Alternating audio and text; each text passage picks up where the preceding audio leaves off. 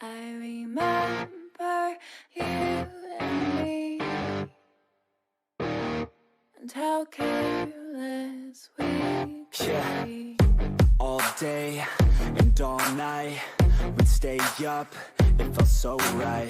We were so young, we were so dumb. We would get drunk and then hook up.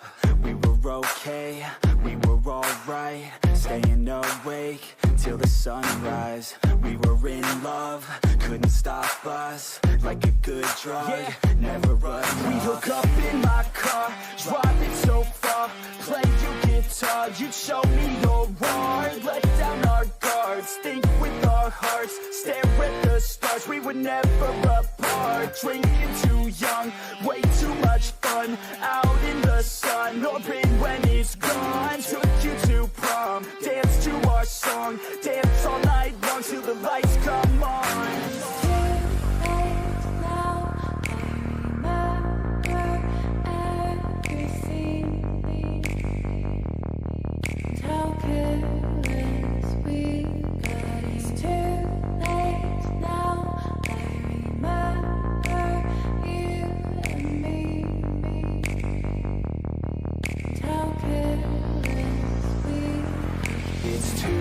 Late now, I remember everything,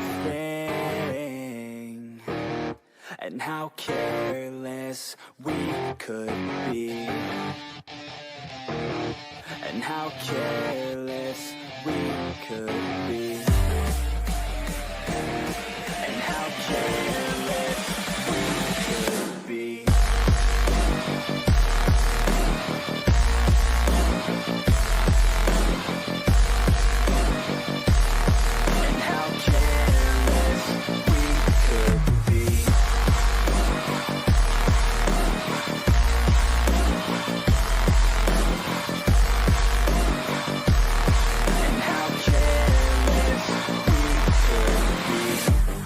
Nights, long fights, it felt right, we were alive.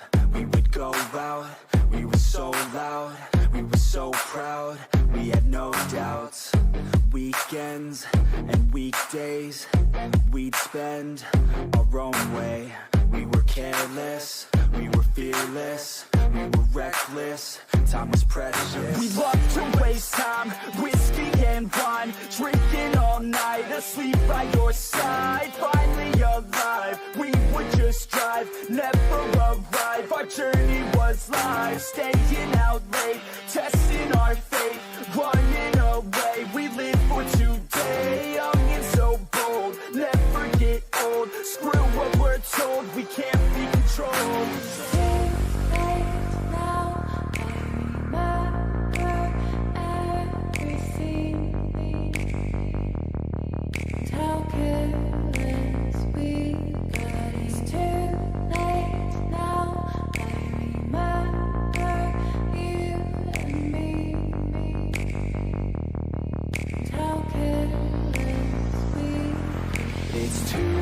Late now, I remember everything, and how careless we could be, and how careless we could be, and how careless we could be.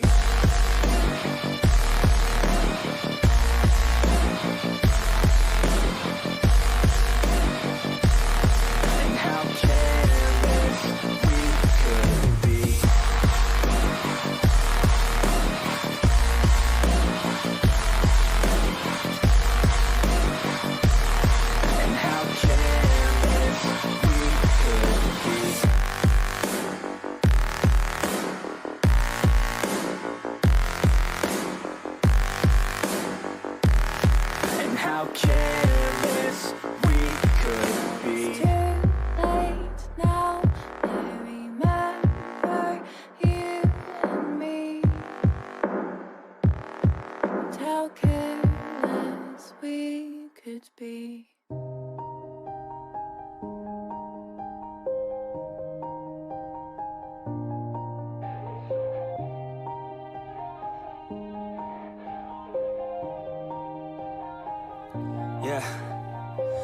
Everybody knows that I'm breaking down.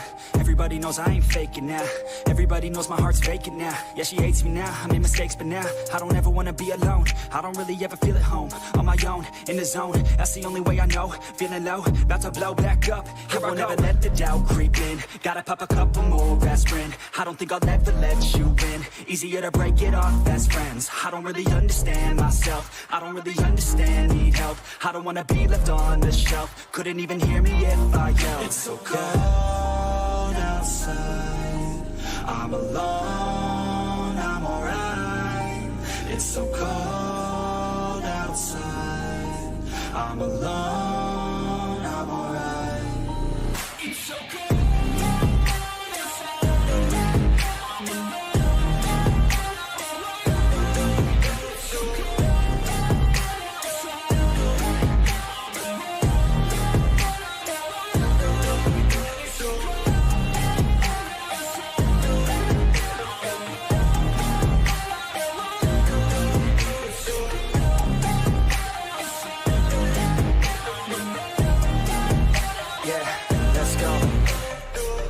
Break down, always feel like I could break now, but I never let it take me to that place now. I won't ever let my thoughts get away now. I got better things to do, picking fate now. I just wanna be the best, call me great now. I don't know if I'm okay or insane now. I remember better days on the playground, hoping I can find my way to even when I'm feeling down. I fight, even when I don't know what is right. I'ma pick a side, and I'ma take pride. I will decide my fate, and I will never let them tell me who I am. If you try to shake me, I'll be damned. Planet on the ground is where I stand. Never give up, that was always the plan. It's so cold outside, I'm alone, I'm alright. It's so cold outside, I'm alone, I'm alright. It's so cold.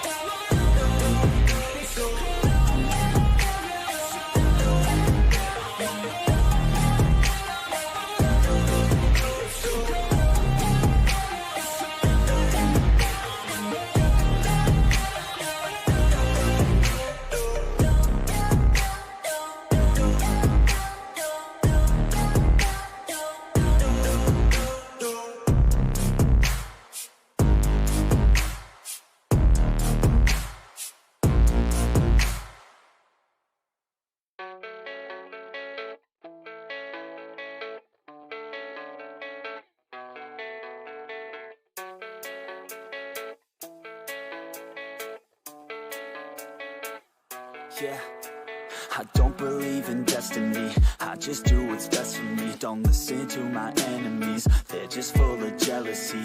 Yeah, this legacy, you gon' see what's left of me. You gon' see success in me. You ain't seen the rest of me. I just wanna be the best at what I know. Better than the rest, just watch me grow. Put me to the test and watch me go. This is my quest, I'ma make it known. They call me obsessive, oh I know. Call me selective with my notes. Call me aggressive with my flow. Call me offensive even though Yo, I ain't gonna lie, life's tough. Try to get by, life's rough. Try to do it right, it's not enough. Even though you try, you still mess up. But I'm still gonna fight for what I love. Still gonna die for what I love. Still gonna try, I won't give up. Still gonna fight until I've won. They say I'm way too obsessed and I've got nothing left. And I'm not quite there yet, but those words they'll regret. Cause I've got something left and I'm not giving in. I will not let them win. I won't stop till the end, no.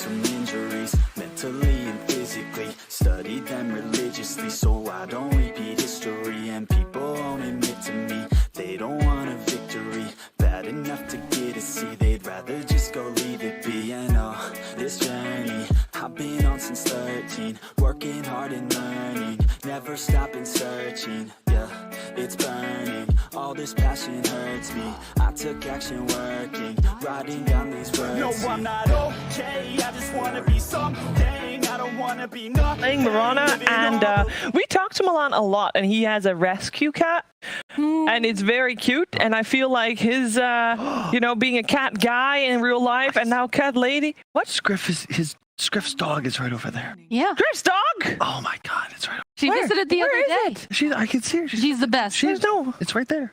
No, it's gone. No, there's no way. Yeah, I know it's Saga. Where's Saga? Saga! You go hang out with the dog, Sheaves. We will handle the draft. I don't think she's here. I promise you. Why would I just make that up? Because it's very, like, I don't know. What? You think I'm just going to stand She is here, but she's not here. I'm sure we'll see her a little bit later. I see her! She's a very fluffy I also see a Bloodseeker picked up over on Ghost Frogs. Yeah, please talk Dota to me, thank you. Yeah, I can do that. You know that rupture? You get ruptured, you throw out an arrow perhaps and hit your mark. Always pretty nice. It's a very aggressive hero as well, because we're seeing Dota played at a very fast tempo and high octane rate. And I think that's actually pretty good against level up, because of the fact that RDO's heroes that he really enjoys tend to like to have a little time to come online. You know, a lot of it is going to be on Noob, probably going to be on the Void Spirit, moving around with Grimstroke, with the Inkswell, and you know, making that tempo, allowing the space for RDO. Yep, and off that's why the Spectre ban, I figured, as you've stated many times, it is his best hero. No. Huh? Terrorblade is his best hero. Okay, his best hero that's good is Spectre, and it's one of the better matchups against a Bloodseeker because you're built to just tank, right? You just want to stand there, hit him in the face, he buys Blade Mail. You want to avoid allowing RDO into that type of that hero archetype and force him onto, you know, more mobile course. PA, Troll perhaps, Lifestealer, another good ban, great Bloodseeker counter. You just infest the Rupture and giggle. PA could be fairly decent here when you consider the fact that you have a very aggressive lineup coming out, and then plus, you know, having the Grimstroke with that Inkswell, being able to place it on PA, especially after you get the shard, you get that little bit of healing. PA is such a weird hero. I don't know how to accurately value it, because I feel like a lot of the mid to late game fights come down to, did you get the right crit? And a single crit to open, like one shot of support, suddenly the fight's won. I keep seeing no boots battle fear. I'm like, how does this win? But it wins anyway. Yeah. Well, I mean, that can be your question. If one of these teams picks it, you can ask them. Why did you win? How? How? Boots. Battle Fury. We were the better team today. Yeah, probably. Yeah. But we left it all on the field. I don't think I've ever heard any Dota 2 team say that we left it on the field. I saw a Dota 2 player sometimes leave something on the field. It was a Yules. Oh, hey. That's uncalled for. But true. Oftentimes they don't leave stuff on the field. Maybe some neutral items here and there. Oh, he is flabbergasted. Was it so on the left field for you? I thought we'd moved on from this, Sheaves. God. Never. What is dead may never die. Yes. That's a good one. I didn't see that one coming. Yeah, clearly, your face was shocked. I felt like this was a safe space, you know? Hanging out Did you say that earlier today? You're like, man, I love my job. I come in, I talk Dota, I'm in a nice, like, supportive environment, then she just backhands you on the panel. Woof. It's because he said he expected us to pay him for the smoothies. Ah, I see. Yes, you did shoot your first shot there. There you go. All right, we got a ban out of the Faces Void as well. Yeah, I made burritos that one time. Yeah, you did. You're not helping yourself because you keep saying one time. How many times have we fed you in our house? Yeah, it keeps becoming, how many times? You owe me because I did this, or there I'm is good. a lot more that goes into this. Homemade meals versus delivery, especially when not money-wise, because we bought enough food for a whole orphanage. Can you put a monetary value on the cost of art, a labor of love? Do you know how much effort goes into making fresh guacamole, Sheaves? That is something you can't just buy. It does not take that much effort, Sheaver. Don't listen to him. Oh, I'm not. Don't worry. Oh my God. If Zizzy Dota was listening, I hear the back. He was copying me. That was Brian. You idiot. There's people that make guacamole. They're going to understand. They're going to be on my side. No, you need the right ingredients for sure, and you need the right blend, but the actual process of making guacamole is not that difficult. Correct, but finding the right recipe through years of trials. Through Googling? and error, Yeah, I think it was Googling. Also, who went to the supermarket, Kyle? Who paid for the groceries? That is a trap because my card does not work in the Netherlands. It's So literally basically, we impossible paid to for pay the groceries. I tried. You cannot pay. It is the weirdest country. It is cash free, but they also only accept like Netherlands debit cards. Not all places. Who doesn't accept credit cards in 2020? Who uses credit cards in 2020? You get the points, Sheaves. I get 3 cents a dollar cash back. Why do you spend money that you don't have? Just use a debit card. You use it as a debit card. You pay off every month. It's a cultural difference. I know, it's a because cultural in the US, difference. you That's the have way, to have credit to be able to get anything. Yeah. And that the only way that you can get credit is by going into debt, and once you go into debt, that's how they get you. But anyway. Yes. Yeah, avoid credit card debt, kids. It's awful. Read those contracts. Great segue. You know who also sometimes feels like she's in debt? Crystal Maiden as the position Thank 5 you. on a Dota We 2 keep team. giving a stimulus, free wards, cheaper boots. The Still doesn't work. Philosopher's Still Stone, broke. she's trying to pull herself up by those bootstraps, but the trickle-down effect does not have affected here in Dota 2 just yet, unfortunately. It's a hard knock life. Yep, it is. So what do we like so far better? It looks like, for me anyway, for Level Up, they're a little bit more on the sturdy side. They got some good stuns with the Sand King, which is always good. Ooh. Yeah, I'm not a fan. It is quite nice against Sand King and Abaddon. And in theory, you don't really have too much burst damage on Level Up right now, specifically physical burst, but they will, of course, have last pick. It's an RDO special. Mm-hmm. But Ghost Frogs have no team fight right now, which is a concern. What do you mean? Is Blood right?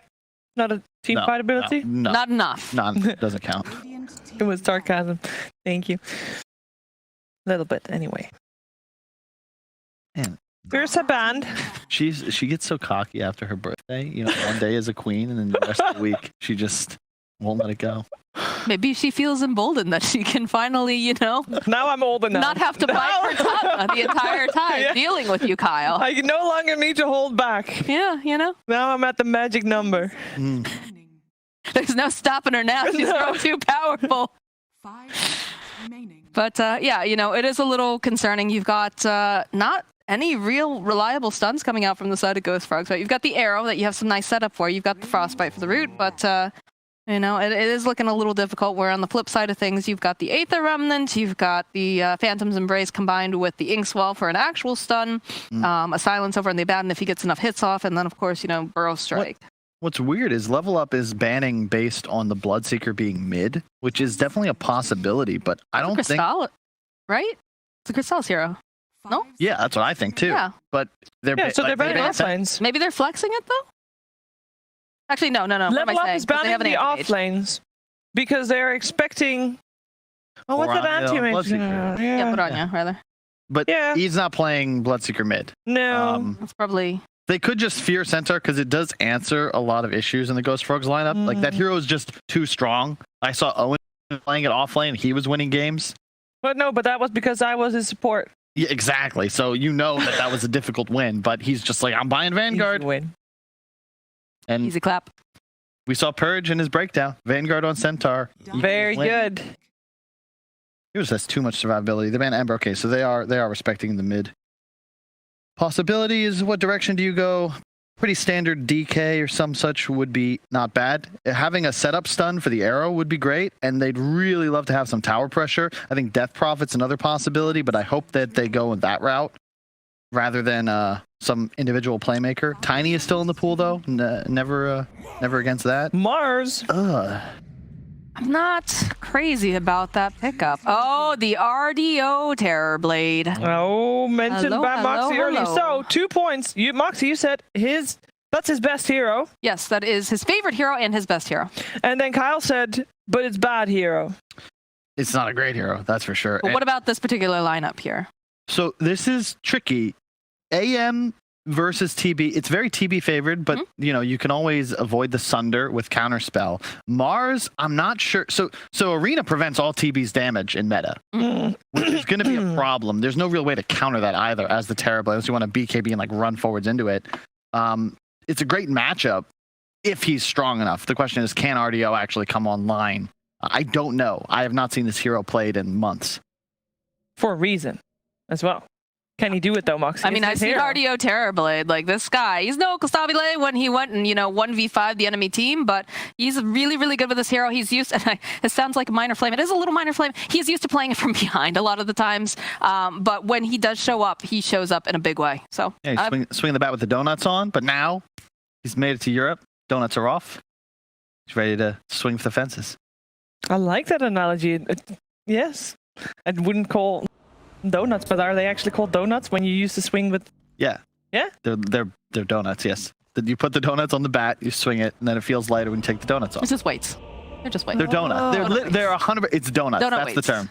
I don't know. I don't. The donuts are off. That's what I get from this conversation. The donuts are off, and the cast is on with Odie Pixel and Fog. Thank you very much, Steve. Yes, let's have a look what goes on here between Terrorblade and Anti-Mage. A bit of an old school carry matchup here. Fog, what do you reckon from this one? The Anti-Mage obviously was shown. They've responded to it here. Level up. Do you like the response? And you think we could see some good plays here on the Terrorblade? It's a very comfortable hero for him. Yeah. And they do have the Abaddon to back it up. We see this master tier Terrorblade. Hey, I'm looking forward to it. I don't know how the hero is going to do, though. Every time I've seen it, it's fallen pretty flat on its face. So we'll see if they can make it work. And I also think it's pretty hard versus Mars. Just all throughout the entirety of the game, Mars can do so many different things to slip you up, either pinning you and just focus firing you, which will probably be the case most of the times, but he is playing versus Abaddon. So some of the times there's going to be these saves, but he can just drop the ult down, and then Terrorblade can't hit inside of it. So until you get BKB, it's going to be really difficult for you to actually use your Metamorphosis very effectively, because you don't want to be inside the ult, but you kind of have to be. So yeah, we'll see how it ends up working. We're seeing sort of outside the TB, the Anti-Major. Anything here that's that you're liking to see? I mean, some of these heroes picked up a bit earlier than you'd normally expect. Now Milan with this quite early Mirana pick in the draft. I mein, obviously one of his comfort ones, but do you see this as a game where Mirana's going to be able to have good impact with the movements? I've been just seeing Mirana's doing it across the board. I think this is a hero that's just on the up and up over and over again. Just power that you have early in laning phase with like this Blightstone build if you want to do your Solar Crest rush. Yeah. All your item builds are great. Moonlight Shadow is super effective throughout all stages of the game. Yeah, it feels good. I like it. And clever little start here. Milan's actually just going to instantly arrow the range creep before it even gets to the creep wave. All right. So they'll have a nice push advantage going onto the Terrorblade. And look at the wards too. Milan actually wards blocking with 2 sentries. You put a sentry on the high ground here to check if there's an obs ward in the enemy jungle, and then he also just blocks out the cants normally. Lots of preparation from Ghost Frogs is what that means. And do you feel that these two, you know, Bloodseeker and Mirana's a dual lane, are they going to be able to put pressure? Oh, right. First blood up top. First blood for, I mean, DNC's also going to have to run. He's going to have to take a lot of damage from the two. In fact, is he dead? Is he dead? He puts a tree down. Crystallis eats it for extra reach. All right. Says, thank you, and gets the kill. All right. Great. Okay. Well, there you go. Ghost Frog starting off the anti-mage lane with 2 kills. What happened here? Well, we see Funny got in aggressive, and he messed up. He didn't do the numbers. He went in, and they just turned and killed him very, very easily. And he skilled stun. Huh. He just think he was going to skill the stun. Guess to go for the CS, or to try and just mess with the CS of the anti-mage, but that hurts. Giving away 2 kills to the lane that the anti-mage is in. He's going to be very happy. Kind of just ruined the lane almost instantly. Like, this is already a really tough lane and a tough game for Sanking playing versus AM. Like, AM free level 2. Look, they're just going to push them out of lane now. Funnick is actually forced out of lane. I really don't like that he went Burrow Strike on. I mean, yeah, he's just having to step right back. DNZ, I mean, DNZ's probably going to die instead. Pots the mango. He's gonna at least get the ink swell. He'll deny maybe. No, it's the forfeit. Funnick gets the stun off. J4. He'll live in DNZ. We'll go down to Crystallis, and indeed J4 is able to get away. But again, Funny, I mean, but his mana's gone. Has he got any regen left? Yeah, this is. He's getting gone on again. This is a tough lane now. I mean, 3 kills already for Ghost this is the dream for Crystallis. Dream for Crystallis, and Yeah. I was gonna say dream for Toby as well, too. Bottom, he's not doing phenomenal on last hits, but having these heroes that's constantly dipping at low HP does help the Bloodseeker lane quite a lot. They actually can hit RDO back, which normally I feel they can't unless they get some nice arrow. That was an interesting series of events. How do they tidy up top? I mean, how do they sort this out top? After having that sort of a start, this is going to be a real challenge for level up. It definitely will be. They're going to just have to push the lane in and still just get side pulls. That's the nice thing about Sanking. They do have the caustic level. So just forcing the wave under the AM is still quite easy. So they just got to, remove that from their system. Yeah. Attempt to remove it from their system. Just get the lane playing normally now. Push and pull constantly.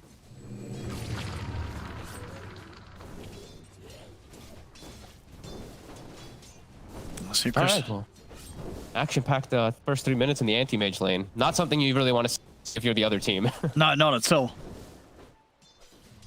As elsewhere, as you said, down bottom. I mean, Toby getting just as much out of the lane as RDO, matching in CS here between the two of them. And over towards mid slightly for Mars, but again, only very small, very close matchup at the moment in the mid lane. As Phonic, and he's got the Inkswell buff. Crystallis steps out to the side. Sentry battle. 3 sentries killed in the top lane. Oh my goodness. Last 10 seconds. Are they going to be able to run this down? J4 has got the range for the slow. He has. He's out with the TP, nice. DNZ. So he'll live, but again, just having to run away completely in bottom lane. They're in the blood right. Oh, it's going to catch him, but it's not quite enough damage. Oh, look at Milan's skill build. That's why we see all that damage coming in. Actually skipping the leap. Just 2 points in Starstone with the arrow for full aggression. I mean, you look at the lane you're against. What are you leaping away from? If you're careful with your positioning, it's not like they're going to have any sort of catch or lockdown to catch you by surprise. Oh, Toby. Oh, he's getting blocked up. Ooh, okay. Nice arrow. Actually, it's going to lead up for the chance for Toby to maybe turn. Do some good damage back in return there. I like the skill build, though, quite a lot. Like, Terrorblade, the thing he hates playing versus the most is just burst damage in lane phase. You have very low strength gain, very low starting strength, so I like the double Starstorm. Even if you're playing into this heal, it's nice as Boranya mid. He's starting to take over the lane a little bit here. He is Once now, he's got this level 5, it's starting to get a bit one-sided against Noob. Oh, that's another kill top. Another kill top. 2-0-2 at 5 minutes in, Crystallis anti-mage. Yeah, this is the sort of start that you dream of when you're picking AM in that safe lane. And the thing is, like, in the overall scheme of the game, like anti-mage, you're playing in Sanking all throughout the whole stage of the game. It's going to be a great anti-mage game just because of that. Like, all the damage is pretty much just magic damage. Like, the Terrorblade's their only physical that's going to be contributing mid. Do manage to make the move here. DNZ's able to come across, help Noob get the kill onto Boranya. DNZ, even though, top lane's been a bit of a mess, at least able to move over and help enable his mid laner. That's usually DNZ's big specialty, is the movements. This lane, it's gone pretty awful up top, but usually DNZ is able to make some nice moves around the map and secure his team. Bottom lane. As we see bottom, they do catch Toby. Oh, the tips. Sorry, Toby catches LeBron. Tips starting to come out here as well. Feeling pretty happy with the beginning of this game, I would imagine, goes Frogs. I think they're going to be feeling really good. This AM is not going to feel like your usual AM. I don't think that he's just not able to join fights. I think he's going to be able to get involved early as mid. J4. Should get him here up to the high ground. And they've got the kill. Boranya can do anything in return. He has got Spear and an Arena available. And Noob he's out of mana. Oh! That probably would have been a kill if he didn't miss that, as Noob didn't have any sort of mango or stick charge to give him enough to jump out. So a little bit of an unfortunate whiff there from the Mars. Oh, bottom RDO gets clipped by the Blood Right. They're both super low down here. Toby wants to go for it, yeah. Just can't. He's getting salved up, though, and he's got another Blood Right. Really putting some pressure onto his bottom lane now. Again, another lane where Ghost Frogs are getting a good lead, 33-9 against the 24-4. Branya's coming in with a rotation, as this time he won't miss the spit. Straight into LeBron, will be able to eliminate the Abaddon, and RDO's having to stay hidden in the trees. And that's most of his metamorphosis also on cooldown. Just having to hide, can't even last hit during it. He's going to bait them with an illusion. The bait works. It does. Gets caught. Noob's able to swing in and take down Milan. Now they have got the 2 cores down here, though. So a Noob out of mana, so he's going to have to take some time refueling, heading back. Of course, all this goes on whilst complete freedom occurs for Crystallis up in the top lane. I'm glad they at least left the lane. That's the one thing, is like the Sand King and the Grimstroke, they were stacking. DNZ did have like a triple stack for Funix, so Funix not actually that far behind. 0-2 to start the game off, but it's level 6. So they can perhaps pressure Crystallis top silence. And there we go for it. I'm gonna try. With the 8%, it isn't nearly enough damage though. Crystallis fine. Back under the tower, he's away. Do this multiple times now, where he gets where he's in a battle lane. He gets the Wraith Bands, he gets treads, he has extra attack speed and stuff like that. And all these little things make the difference. Like into Phantom, if he doesn't have extra attack speed, perhaps they actually do get the Inkswell stun connection on him. So nice stuff from Crystallis. Getting aggressive here onto Funnick and DNZ. And he's a little low though off the back of this jump, but he's in with the Mana Void. Will get the kill. And he will go down in return. But I mean, he got a kill. He got a kill before he goes down. Didn't actually get the last hit on it though. But sure. No. I mean, he went in like he wanted to die there. I mean, you know, you're jumping into this SK and Grimstroke. You're probably going to die when you're as low as he was. I think he's a very bloodthirsty AM. He's got the battle build. He wants to battle. So. Yeah.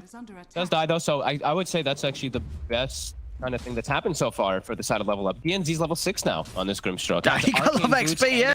Keen Optic. Like, this is a Grimstroke who's now fully enabled to make moves around the map. All Like right. I was mentioning, DNZ he's the one to watch for this team about that early game, about that mid game to fix when things go problematic. Sure. So it's good that he's gotten it. And he's got great cores to play around with, right? The Sand King, the Void Spirit, they're making the jumps. They're going to be able to utilize that Inkswell very, very well. You just got to watch out, especially if they're going for Crystallis, about that counterspell, the initial go. Just stun himself, of course, as they're making the move bottom. Noob as well. He's got double Astral Step at the ready. DNC's got Oh, they're hunting. They're found, and Funnick will be able to turn and get the burst strike out to the two of them, but Funnick very, very dead here. And so Crystal, he's taking a lot of hits there. He's able to get out in time as Noob jumps in. Noob's not going to be able to find him, but he is going to be able to find Milan and Toby.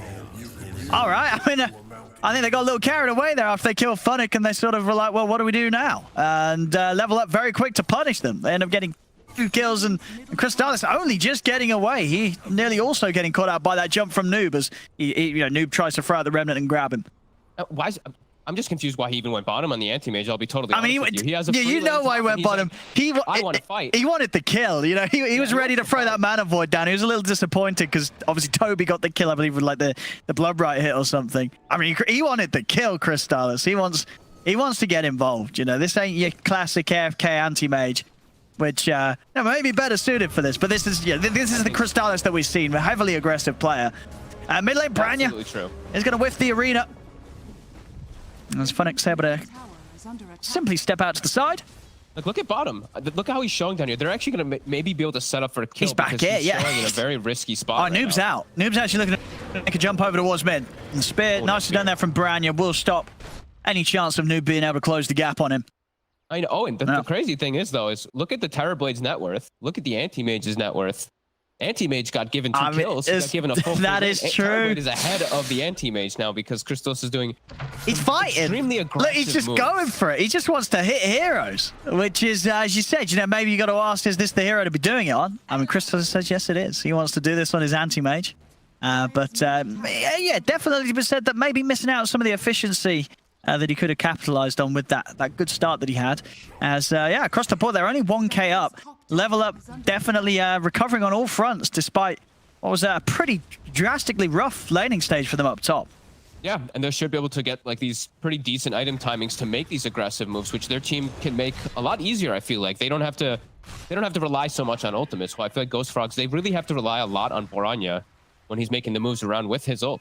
Sides, level up. I think they can make those aggressive moves a lot easier. Grimstroke +1. Yeah, that the Sand King or the Void Spirit, he can enable them excellently. Max Inkswell already. He's level 7. Oh yeah, it's very scary to step anywhere near Noob with that backup from DNZ. Those two will be absolute killers right now.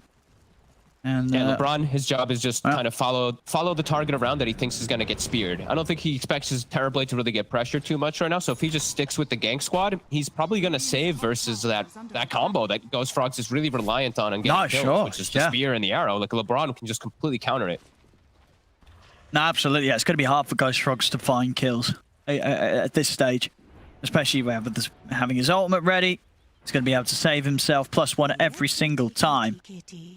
So if anything, Ghost Frogs, they're still going to want to try and play aggressive with the rest of the fourth and Wasp spaces made for Crystalis. But definitely something that Level will be able to deal with. And for themselves, as long as they can make sure the farm's good for RDO, they are going to feel confident going on later into the game with the Terrorblade against the Anti-Mage. Yeah, so, definitely. Punic. He'll be found out. The silence does come out from DNZ. He's still alive here, Funnick. And now Noob's coming in with a counterplay. Able to jump in straight away over towards J4. Crystalis, an early mana void here. The Rupture, that should do it. Rupture with the spear, they'll still get the kill. Funnick is able to get the epicenter off, tries to jump back in onto Toby and Branya. Inkswell buff on him as well, heads over towards the Realms of the Mars, but Toby's able to continue to beat down, get the kill. Also pick up DNZ here, a triple kill for Toby, as this time Ghost Frogs, they will get the solid cleanup. Oh, and they all tip LeBron. Oh, that's a lot of tips. Where's the Abaddon during all this? Why is he playing around the Terrorblade top? He should be around his team in the jungle. Oh, that is, yeah. These little heals could have been massive. LeBron slightly out of position, so Ghost Frogs will make him feel that pain extra. I mean, that is some big brain tipping. You know what I mean? That's how you got to do it in the pubs. Don't tip the guy that you just killed. Tip the people that weren't there when he died. So you can really build up that within-team animosity between one another. That's 400 IQ tipping there. I agree. I mean, he had TP available the whole time. Yeah. Like, he has to be inside of these fights. He has to just follow where the Mars and where the Maran is. As soon as he sees Baranya like drop ult, I want to see him just show up to that fight. Like, he's got to get there. His Terrorblade has all the freedom in the world. He knows that they're not really setting up the ganks for him. If they commit a Mars ulti, that means they're not ganking the Terrorblade. So he's got to get there a little bit faster. They do have Blink now on Funnick, so the initiation should be a little bit easier, but a nice hit by Ghost Frogs is now they have a Blink on Baranya. Oh, and another Rupture out here over towards Noob. I haven't got any mana on Milan though. Is that going to matter? Noob, he's out to the side, and RDO coming in as a bro there, giving him the Sunder, making sure the Noob's able to live. Love it. You better bottle him.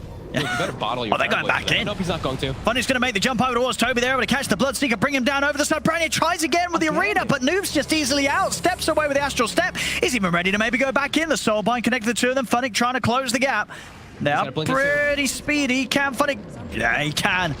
Closes in onto Piranha. They take down the Mars as well. Yeah, Piranha having a bit of a rough one here. I mean, it's not easy, of course, against the Void Spirit and some of these elusive heroes.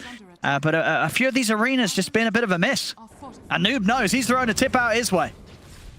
Yeah, he's got to be a little more cautious. He tried to get for that blink and quick grab onto Noob, but yeah, Noob's still having Astral Steps available. Now they'll hit mid-tower. Crystalis, how's he doing? Close to Battle Fury, so he's still having a really good time. But that Terrorblade's top net worth. Yeah, RDO. He's at a slightly better time, I think. You know, as you said as well, just considering the start that Crystalis got given to him compared to what RDO had to deal with in the lane. RDO definitely able to work much better with the less that he was given in his laning stage.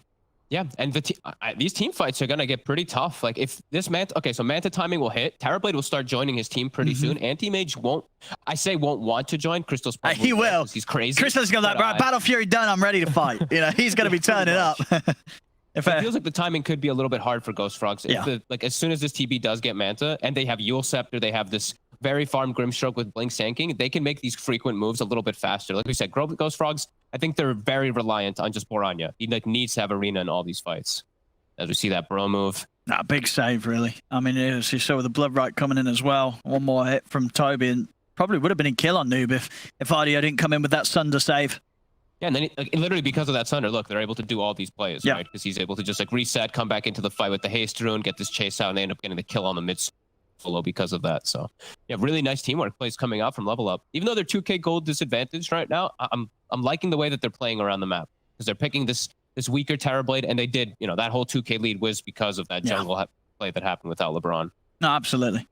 And in a game when in an anti-mage game, right, when you're playing this hero, especially if you're playing it into carries that are going to be effectively very strong against you in the later stage of the game, you need to be ahead at a certain point, right? That's the whole the functionality of this hero, the ability to get those 2-3 items online much faster than the enemy carry.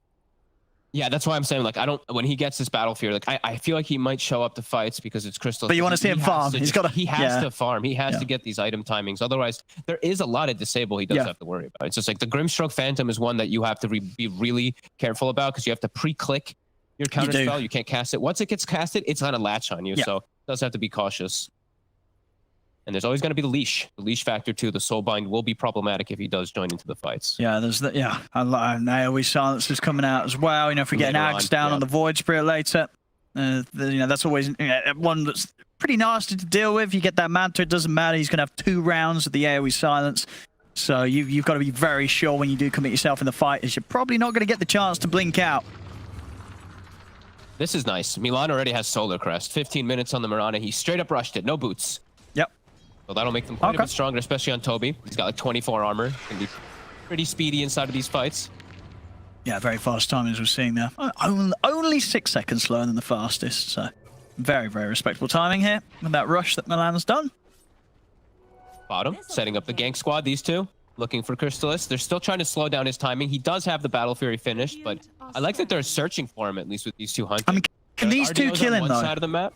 I don't think so, but they can threaten him a lot. They can just be obnoxious. And then that means that RDO is able to just free farm with LeBron near him too. So I like that they're, you know, they've got these, I've been saying this one a lot, like the buddy system, just 2 heroes paired off on separate sides of the map that know they need to be paired with. I really like when I see teams for that. Big ancient stack. I don't know, I mean, he's got to be a little careful when he's clearing this. He's got to kite it out a little bit. Sure, yeah, they'll take a lot of damage.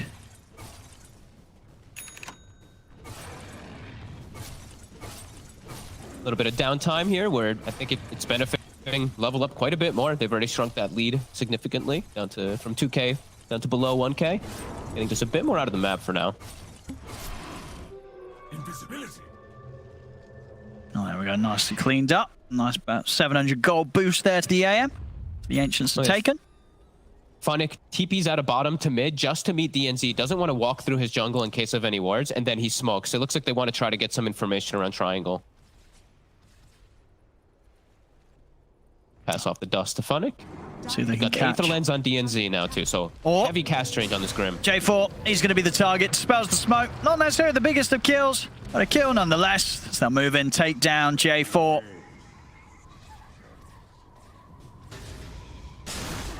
I mean, Toby, he's stepping over by this sandstorm. Over the Remnant, they will have the arena drop down. Epicenter's out. A lot of damage being done into Toby. Could Toby get out in time of time of the rupture? But they've got damage to bring him down as the Bloodseeker falls. Noob nicely dodging the spear there with the Yules, which, you know, he was ruptured at the same time. There would have been a pretty nasty bit of damage coming in his way if it did connect. But Noob able to dodge it, as Level Up won't lose anything, and they take down 2, J4 and Toby, being caught out by that smoke. As I guess Toby just sort of overestimated his strength. They're standing at the edge of the sandstorm. Yeah, I agree. I was like, what's he doing? I guess he's trying to bait spells. It's pretty wild. The ult from the Mars ends up missing completely too. So 50 seconds, no arena. Noob's gonna look for some plays. Ooh, nice little dodge there from Branya. I'll take your tribute. There's Milan. He's got the arrow connection. Yeah, they'll be able to pick at least something up on the way out. On the way out, DNZ gets caught.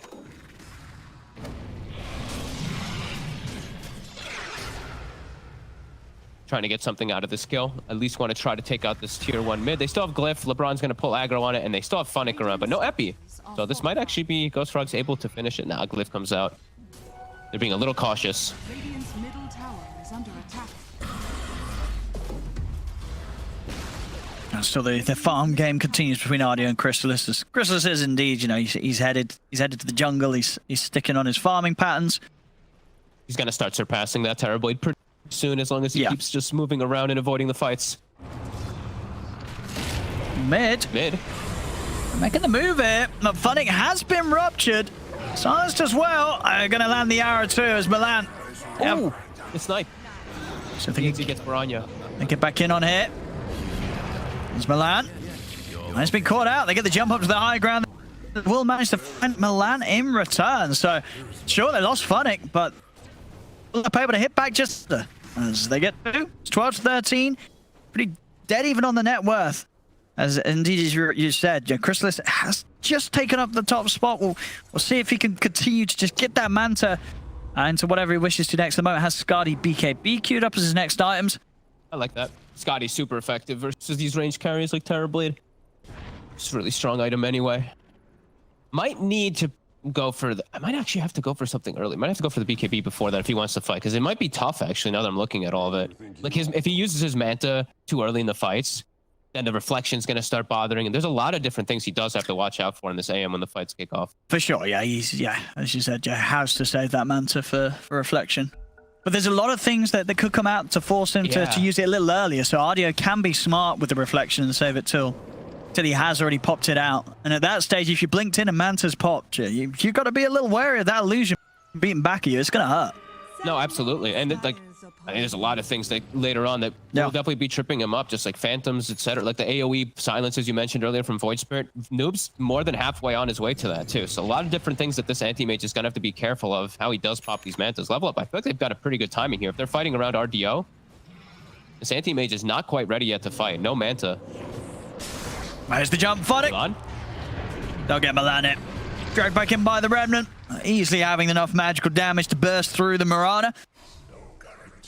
With ideally something a little bit more than that, though. Just the support at the moment is not something for them to get too excited about. Orania, he's showing himself in mid. Oh my god. I mean, that was very scary. Yeah, he's out with a blink just in time, Branya, but definitely living life on the edge there as he shows himself mid. His life is getting pretty scary. He needs BKB on the Mars in order to play the fights easier. He's just at risk of just getting caught by anything. Like any of these stuns, he'll get silenced up, followed up, and won't be able to get his whole kit off. And they need his whole kit, as we've been saying. That Mars is so crucial for Ghost Frog's team fight. Did we get the shard? We did. So DNZ, he's got his shard. Oh my god. They got vision though. Well, the rupture on Noob. Noob's gonna go straight for the TP out. They got anything to stop it? They don't. Noob's out in time. Clean.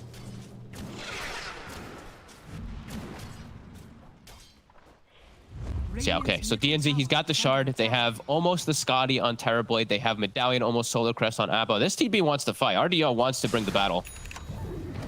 Found Boranya. Look at the damage, though. Soulbind's out, linking the two of them. They're trying to push in on this RDO, making his way around the arena. Well, they haven't got any further catch unless Funny wants to go for it. Blink up in a couple of seconds. I know they'll let them back away. But a fully defensive arena again, and he's had to use it a couple times like this. RDO didn't pop the meta just yet either. He's still hanging on to it. He didn't pre-pop it or anything. So they will have it for any fight that does kick off. But now there's no arena. Maybe they try for Roche. Yeah, it looks like that's actually the play. Absolutely. I mean, with meta available, you step over to this pit. I don't think you're not winning a team fight against Level Up right now with those ults on cooldown. And they're going to take this pretty fast hit with the damage from RDO. He's got one hell of a timing. Yeah, Scotty. Manta is finished up on the anti-mage, approaching that next item, but it doesn't feel like he can fight into this. He is extremely high level. That's one thing we do have to always point out for anti-mage. Sure. Since you're the one killing the creeps, you're level 19. Terrorblade's only level 14, about to hit 15. He does have quite a big level advantage. Oh, Funnick. He's found the catch. They're in, and they've got the damage. J4's going to look for the TP out. He's not even going to make it out. And they're at the ink spot. It does mean that they turn their attention over towards J4, and Milan's actually able to get away because of that. So, Milan will definitely be happy with that move from J4. Getting caught instead of him. Game just, it really feels like it's going to be like some 1v5 for Crystallis, that he's going to have to pull some miraculous stuff together. It feels, the net worth is so close and everything, it's really starting to just feel really scary when this big fight does kick off. This Terrorblade just feels like he's going to be too much for the rest of them to deal with. And it just feels very hard for the anti-mage to do it against the Terrorblade this game. Because of how farmed RDO is, the fact that RDO has just kept up in farm over these first 23 minutes. You know, he's doing perfectly on the Terrorblade. So a real challenge here for Crystallis. But, you know, we've seen him do it before. And Noob's going to be fine. And he does have a tendency to do this. I think we saw like last season where they'll just slap out the anti-mage rather, you know, aggressively and in a position where he's not afraid of what they draft against it or whatever they're playing. You know, very, very confident anti-mage player. And we'll see if it pays off here. Yeah, very aggressive anti-mage player as well as J4. Does spot out the haste rune. This'll come in handy. And that's the axe done on Noob, so All these little things really adding up, as we say, making the fights much more difficult for Crystallis. Until he at least has that. I mean, at this stage, I mean, do you think they need to be looking to fight the anti-major, or now is it just a race for Crystallis to sort of six-slot himself and then fight? I think it's a race. Yeah, I think it really is. Because I don't think he can show up to these fights. I think if he shows up with these items, he's going to get absolutely decimated by the side of Level Up. Like, the rest of his team just won't contribute the same things. Like, Bloodseeker at this point, he's he's like a bit tanky because of his items, but he doesn't have BKB. So if he gets caught by an initial stun, he's probably just going to get 100 to 0'd by this Terrorblade. Same thing for pretty much all of the heroes on Ghost Frogs, it feels like, besides Boranya. They are just very squishy to all this stun and control that's coming out. Some good pressure here from Level Up to the tier 2 tower, and as we say, no interest from Ghost Frogs to try and defend this. They're not quite ready. They need that bit more of a time for Crystallis to try and get that item or so ahead, but as I said, it's going to be so hard with how fast RDO is just gaining momentum. His Terrorbladers, he's been doing it perfectly. They haven't been able to slow him down one bit. I think that's the thing this game. Now, Crystallis, he's not really been playing a bad game. It's just his team haven't quite been able to deal with the Terrorblade without him. You know, RDO 003. He's top net worth. Now that's it. And he's hitting tier 3s. He's hitting the high ground. You know, his game as a Terrorblade it's not been any more difficult than he anticipated. Sure, the laning stage wasn't fun, but you know, you're signing up for that when you're playing a TB. And outside of that, RDO, he's done his job perfectly. There's nothing more you can ask for. 003 Terrorblade, like that's great. Sure, you'd want like the 9-0, but that's not realistic. You know, the 0-0, almost 300 last hits, and creeps looking great. Yeah. And now he's hitting the base. He's got meta ready. He's got 2 minutes left on the Aegis. They've got to come back and deal with this. But are they actually ready to with the anti-mage? Can they do anything? Why not? It's like, okay, come back. Yeah, he have to come back. How do they stop this? What do they do? Funnick's already making the jump. They're starting the fight. They're looking to J4. They take him down. The arena's out, but it's not really much coming up after it. As this is just a Rex going down. Just watch. I mean, he can't even do anything. I mean, Crystallis knows. He knows he can't turn him, but he can't fight. He has to just keep farming. They've got nothing to stop Level Up at this point, with RDO being as big as he is. Level Up know that as well. It's a free set of Rex. He's got to go. They got to at least go to tier 2 mid, though. I saw he's already cutting across for the next tier 3, but doesn't have that available for him. Meta is going to be going down soon. Let's see if Ghost Frogs tries to make something with meta going down and also Roast being reclaimed in about a minute. Sure. Still not going to be an easy fight, but I feel like they're going to have to start doing something.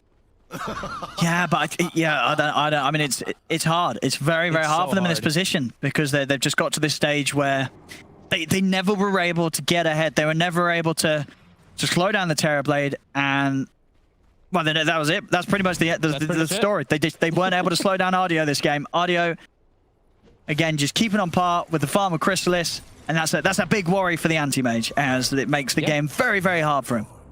They were never able to slow down the Terrorblade, and now at this point, you can't, because your only stuns are those targeted stuns, Mirana and Spear, which the Abaddon is going to shield off like 99% of the time, unless LeBron is literally on the opposite side of the map, which we did see happen once, but shouldn't happen when they're all grouped up. He should be always getting off those shields to guard him. As Funnick, maybe they can sandwich him down here. Oh, looking in a bit of a... They got him. He's very dead. Rupture, Mana Void, the whole lot thrown down onto him. Yeah, it's also like, the other thing too that I was mentioning is like, they have the Abaddon shield, but they also even have the Grimstroke dispel too. They do. They dispel on the Inkswell. Yeah. Sure, it takes a delay, but there's so many, like, so little things that Ghost Frogs have to control this Terrorblade that those things are going to matter a lot. They might have a good chance. Well, I say he's going to have borrowed time. Spear missing. He's going to make them work with it, but with the Yules, they will manage to control him, so they will pick this one up. So a kill for Ghost Frogs. Pressure's being put on, though. This top lane constantly heading in up towards the tier 4s with the pressure of the illusions. And you know, these kills are nice. This is something for Crystallis, but what can they do with them? At least gives him breathing room. Well, I mean, he's had good breathing room, like moving around pretty aggressively, but I have seen Funnick like just looking for the attempts on him. So, you know, having that sanking off the map for a little bit's not too bad. So that he can farm. They can get some good aggressive wards out in the meantime.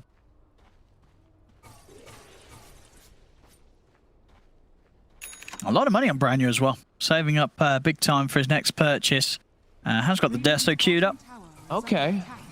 Just feeling like they need more damage to clear out the Terrorblade illusions, because it can't just be the AM. doesn't want to give up an AC either, right? Like if he goes AC, then the Terrorblade gets AC for himself with Reflection, so I guess he just wants to go for sheer damage. And he does buy it, so that's going to give them quite a bit more of that damage, at least. That I mean, I guess they really it's something. do need in the fights, it feels, but... I mean, RDO, you know, he's with the buff, he's got like 43 armor around these towers. And the jump in, Funny. Well, nicely done with Crystallis. He's able to reflect it and get out in time. Branya's committed in, pots the BKB. Will get the lockdown onto Funnick, and that will allow them to bring down the Sand King. They've lost J4, though. Crystallis dropping the Mana Void onto Noob is not enough damage, as Crystallis having to now back away. RDO's too strong. They got to run from this tower. He's like two-shotting it, every single one of them. Milan almost died in 2 or 3 hits. Oh my goodness, run Milan. Dire's middle tower is under attack. And we'll be able to cut their losses, though. Yeah, I think it is indeed by RDO at this stage. And so, you know, they've forced the meta. They lost to CM. They got Funnick. They don't lose anything else during this meta timing. Then it's a fight well done. Yeah, not too shabby. They get to go back, push out their lanes. It will give time for the Terrorblade meta to come back up. But if they can make another hit as soon as their Mars ult is up, perhaps they can take advantage of that. And yeah, look at RDO. Like, look at Boranya has to immediately pop ult to protect himself. Milan almost dies in 2 hits. J4 gets like 3-shotted. They just have to run away from the turret. That is RDO right now. You've got no way to tackle RDO in these fights when a meta is up. You've got to run. Of course, that method doesn't work too great when they're in position to, you know, on the high ground, as we saw up top, taking the first set of racks. So they've got to try and do their best to make sure that Level Up can't get themselves in position and with the waves pushed up towards these objectives. Because any fights like that happen around their tier 2s, tier 3s, you might not lose heroes, but you're certainly going to be losing your towers. I don't think they can let them set up. I think if Ghost Frogs allows them to set up to go for those pushes, they're just going to lose this game just from sheer pressure on their own base. So I think they have to keep doing these type of this is good. Don't let them. And this is when meta's down, right? We still got 50 seconds, so they could make a pretty decent assassination here if they have vision of somebody. They do see Noob at the moment. They're going to Moonlight Shadow up top. See if they can catch him. He's got a gem, so he is a bit protected from Viz.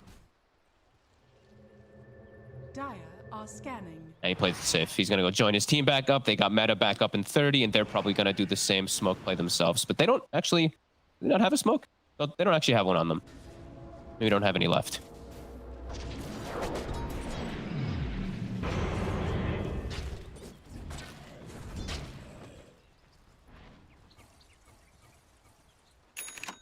Let's see.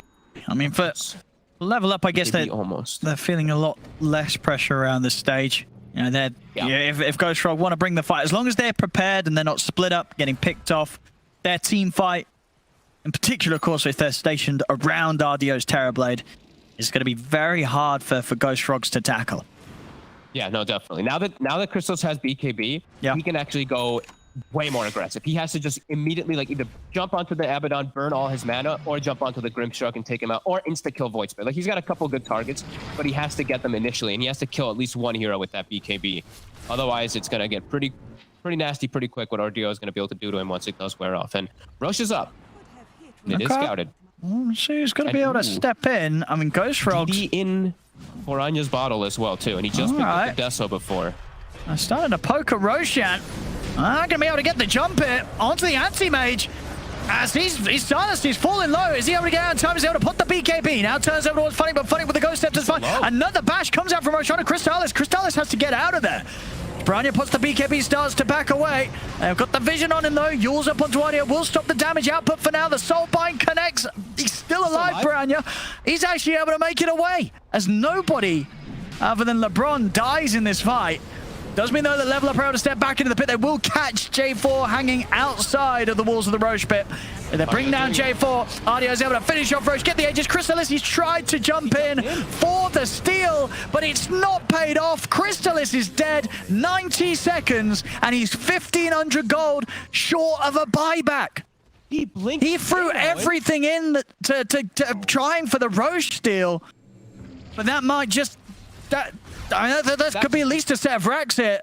But that might just be the game, honestly. Like, RTO probably could just push it down. Oh, man. I mean, he obviously felt the pressure to try for that high risk, high reward play, jumping in for the Aegis. But it was a little too slow. He's gone for a minute.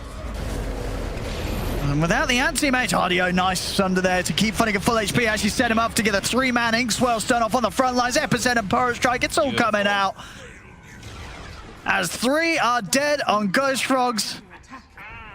And it's this, over. yeah, I mean, that was. Woo.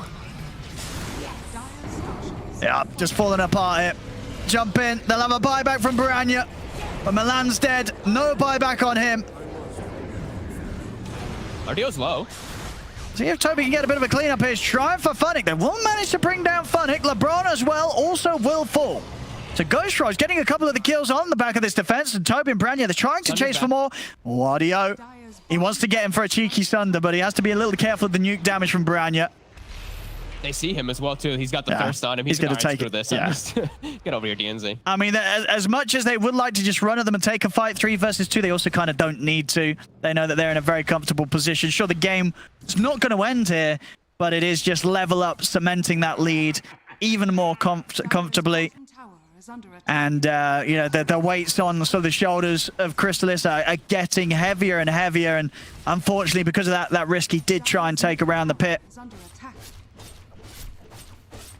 Yeah, it's grim. It really is. I thought they would really just push it down. I thought they were actually going to use the Zeal on RDO. I thought he was going to take the shard for himself since he was melee and just do that super Now, who did grab the shard? But they gave it to the Void. He passed it on to the Void Spirit. Yeah. More sensible, probably. As Noob hasn't purchased anything in quite a long time. Hasn't felt like he needed to after he got X. He almost has a full Hex. So the game is just, yeah, like you said, continuing to get more and more difficult for poor Crystalis. And he has to make the entire team fight work in his 8-second BK. I guess the shard on Void Spirit rather nice against the Rupture, right? You get Ruptured, you're going to be jumping far out of range of any possible damage follow-up. Yeah, no, definitely. I actually like this one quite a lot. It's a lot of damage. Like, they buffed it significantly, like plus 75 extra. It's a lot of damage now in one spell. And yeah, your reach just becomes even more insane. He actually took Astral Step Charge Restore, which I haven't seen anyone do in a bit. I've seen everybody been taking the Spell Amp, especially when you have Ags now, because the Astral Step got nerfed so much. But either way, not a big deal. He does want to just be playing around that reach. Ghost Frog's got to get back. Trying to get out on the map. The push is coming in on the mid. As Noob, he's also finished up his Hex. So additional lockdown that Crystalis is going to have to deal with if he tries to do something in these fights. They've at least got Crimson Guard just down a little bit backline. They're looking for the jump on the backline. They found Funnick, but they've lost Milan. Funnick, he's up in the air. He's going to be fine. Soulbind looking out the two of them. Crystalis and Baranya, they've got to head back. They've got to run. The BKB comes through and gets off the counterspell in time, but Funnick's still in with the Burrow Strike to lock down into the Phantom's Embrace. They've got the silence out. Audio's over with the damage. Crystalis, he gets out just in time, but Noob, he's chasing him down. Crystalis into the trees, still alive here. As he'll manage to make it away, Baranya will be trapped in the trees though. He'll fall, dead for 100 seconds. Noob ruptured, with the similar, easily able to jump out into the safety of the trees. They've got all the buffs for Funnick's shield. Yule's up as well as he dodges the Blood Bright. He'll live. It's too much control. Crystalis just can't do anything. He's literally almost gets 100 to 0 just inside of these stuns and silences that all of Level Up does have. Like every single hero has. Audio's just walking in for these kills. J4. Glimmer on J4 will keep him safe, but Audio, he's got the game in sight. As he's looking towards the tier 4s, he's going to be looking towards the Ancient as well. Crystalis, what can he do? Can he achieve anything here? He's going to get caught out by the stun, as Toby just getting destroyed by the damage output of Audio. He has got a buyback on the Bloodseeker. They're going to have to do something about this Terrorblade as Audio is beaten down onto the edge, and he's still got a BKB and a Sunder available, and there it is. BKB Sunder turns around, takes out Toby for a second time. Bloodseeker's out. Crystalis trying to fight up against it, but he can't do anything against the Terrorblade. It's far too late. As the Ancient continues to fall, they catch Crystalis. He's trying to escape back towards his Phantom. Will be able to put the BKB, but the Ancient is falling. This game, it is over. As game 1 will go the way here of the boys and Audio. As Level Up, they had a bit of a shaky beginning, but at the end of the day, it's just too much of a game for the anti-mage. They confidently throw out the anti-mage pick. Level Up know how to deal with it, and I don't think you're winning with AM against Audio Terrorblade. I feel like this is a matchup that he's going to have confidently played and picked the Terrorblade against multiple times, and he knows how to.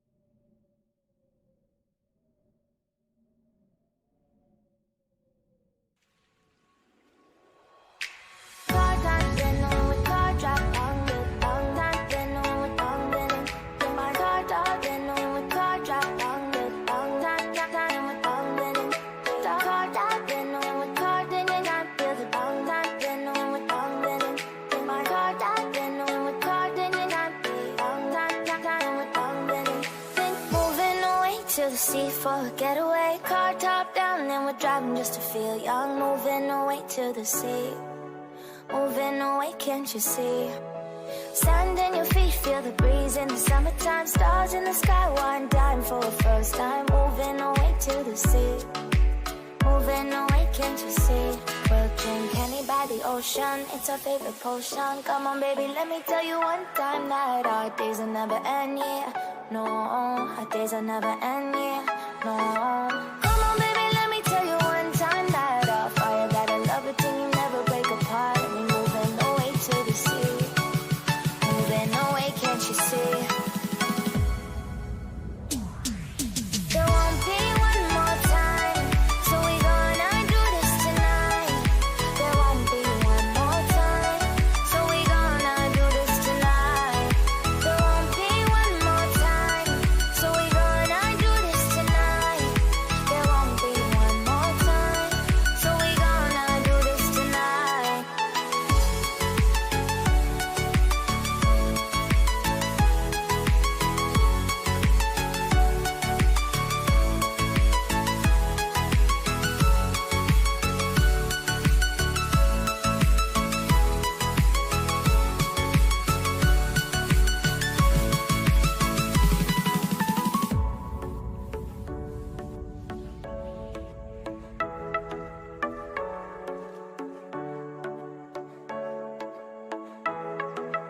Get off your seat, clap your hands to the beat. Grab your champagne glass tonight. We toast to freedom in the Caribbean, yeah.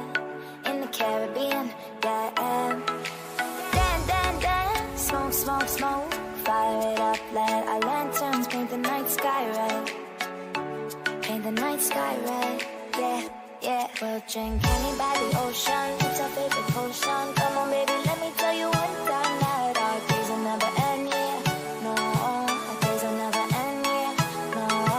Come on baby, let me tell you one time that our fire got a love it till you never break apart. And we moving away to the sea. Moving away, can't you see? There won't be one more time, so we gonna do this tonight. There won't be one more time, so we gonna do this tonight. There won't be one more time, so we gonna do this tonight. There won't be one more time, so we gonna do this tonight.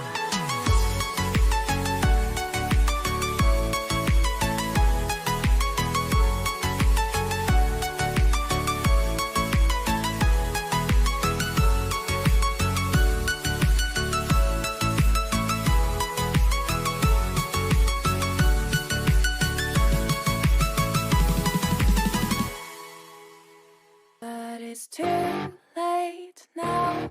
I remember you and me, and how careless we could be. All day and all night, we'd stay up, it felt so right. We were so young, we were so dumb. We would get drunk and then hook up.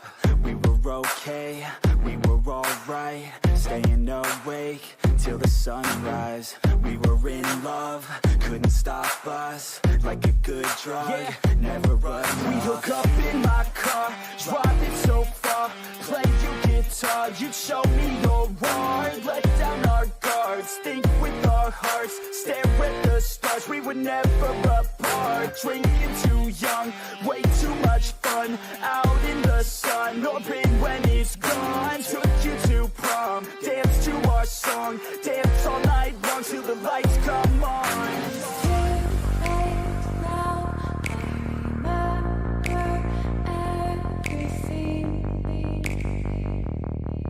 How careless we got. It's too late now. I remember you and me. How careless we got. It's too late now, I remember everything, and how careless we could be, and how careless we could be, and how careless we could be.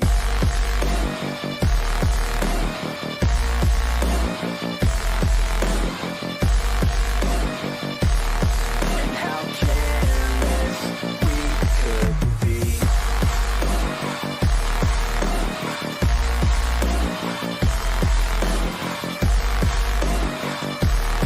And how careless we could be.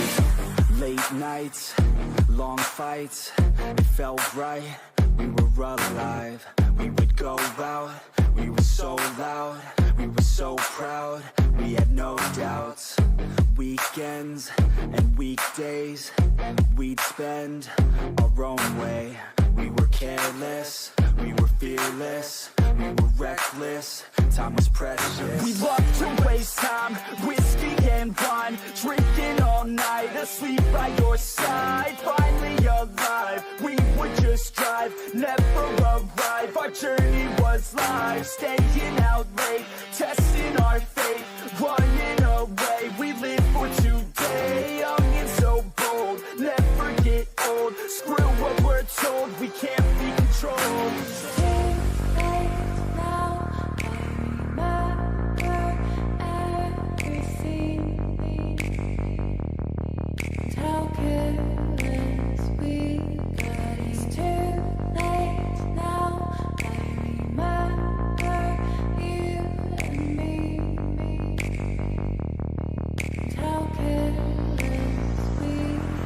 It's too late now, I remember everything,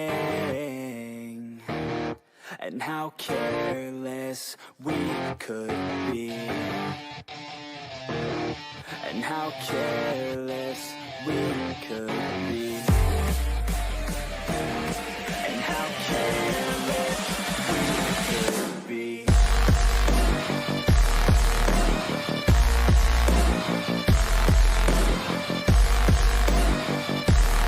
And how careless we could be.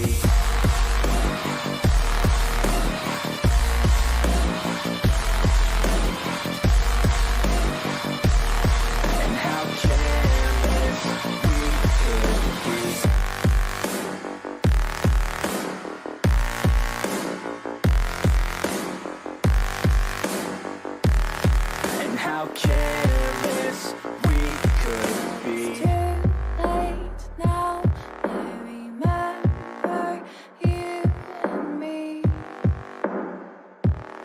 And how careless we could be.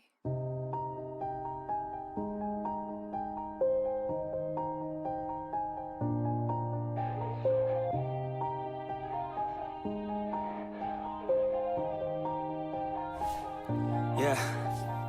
Everybody knows that I'm breaking down. Everybody knows I ain't faking now.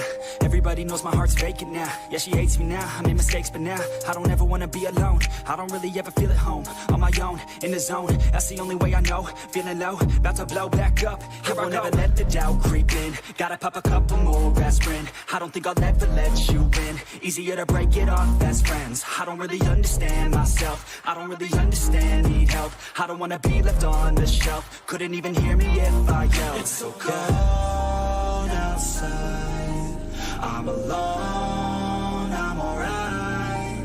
It's so cold outside, I'm alone, I'm alright. It's so cold.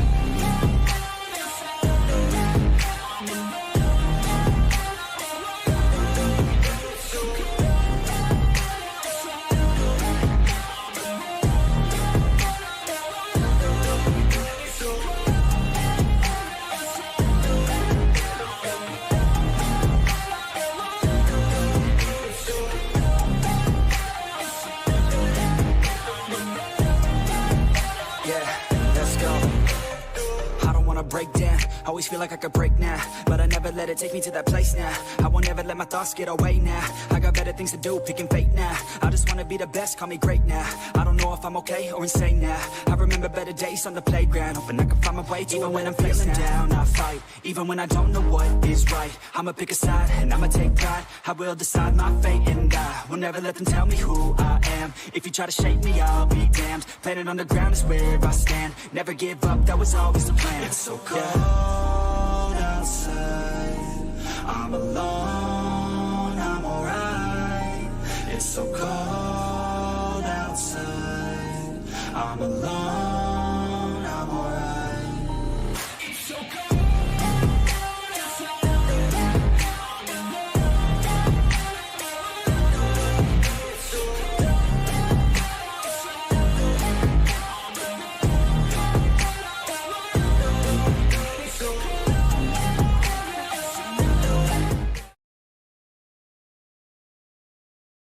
Dire team ban.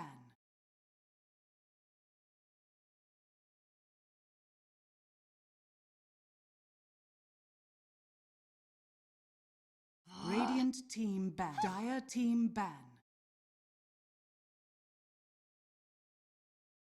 Radiant team ban. Dire team pick.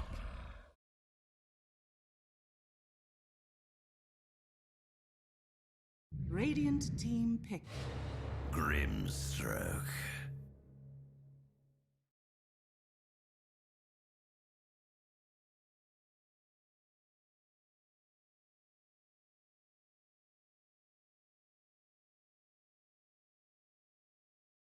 Ten seconds remaining. 5 seconds remaining.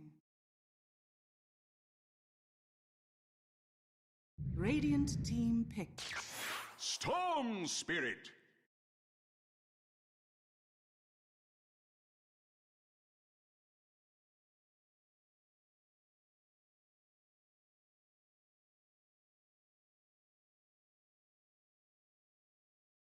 Ten seconds remaining. 5 seconds remaining.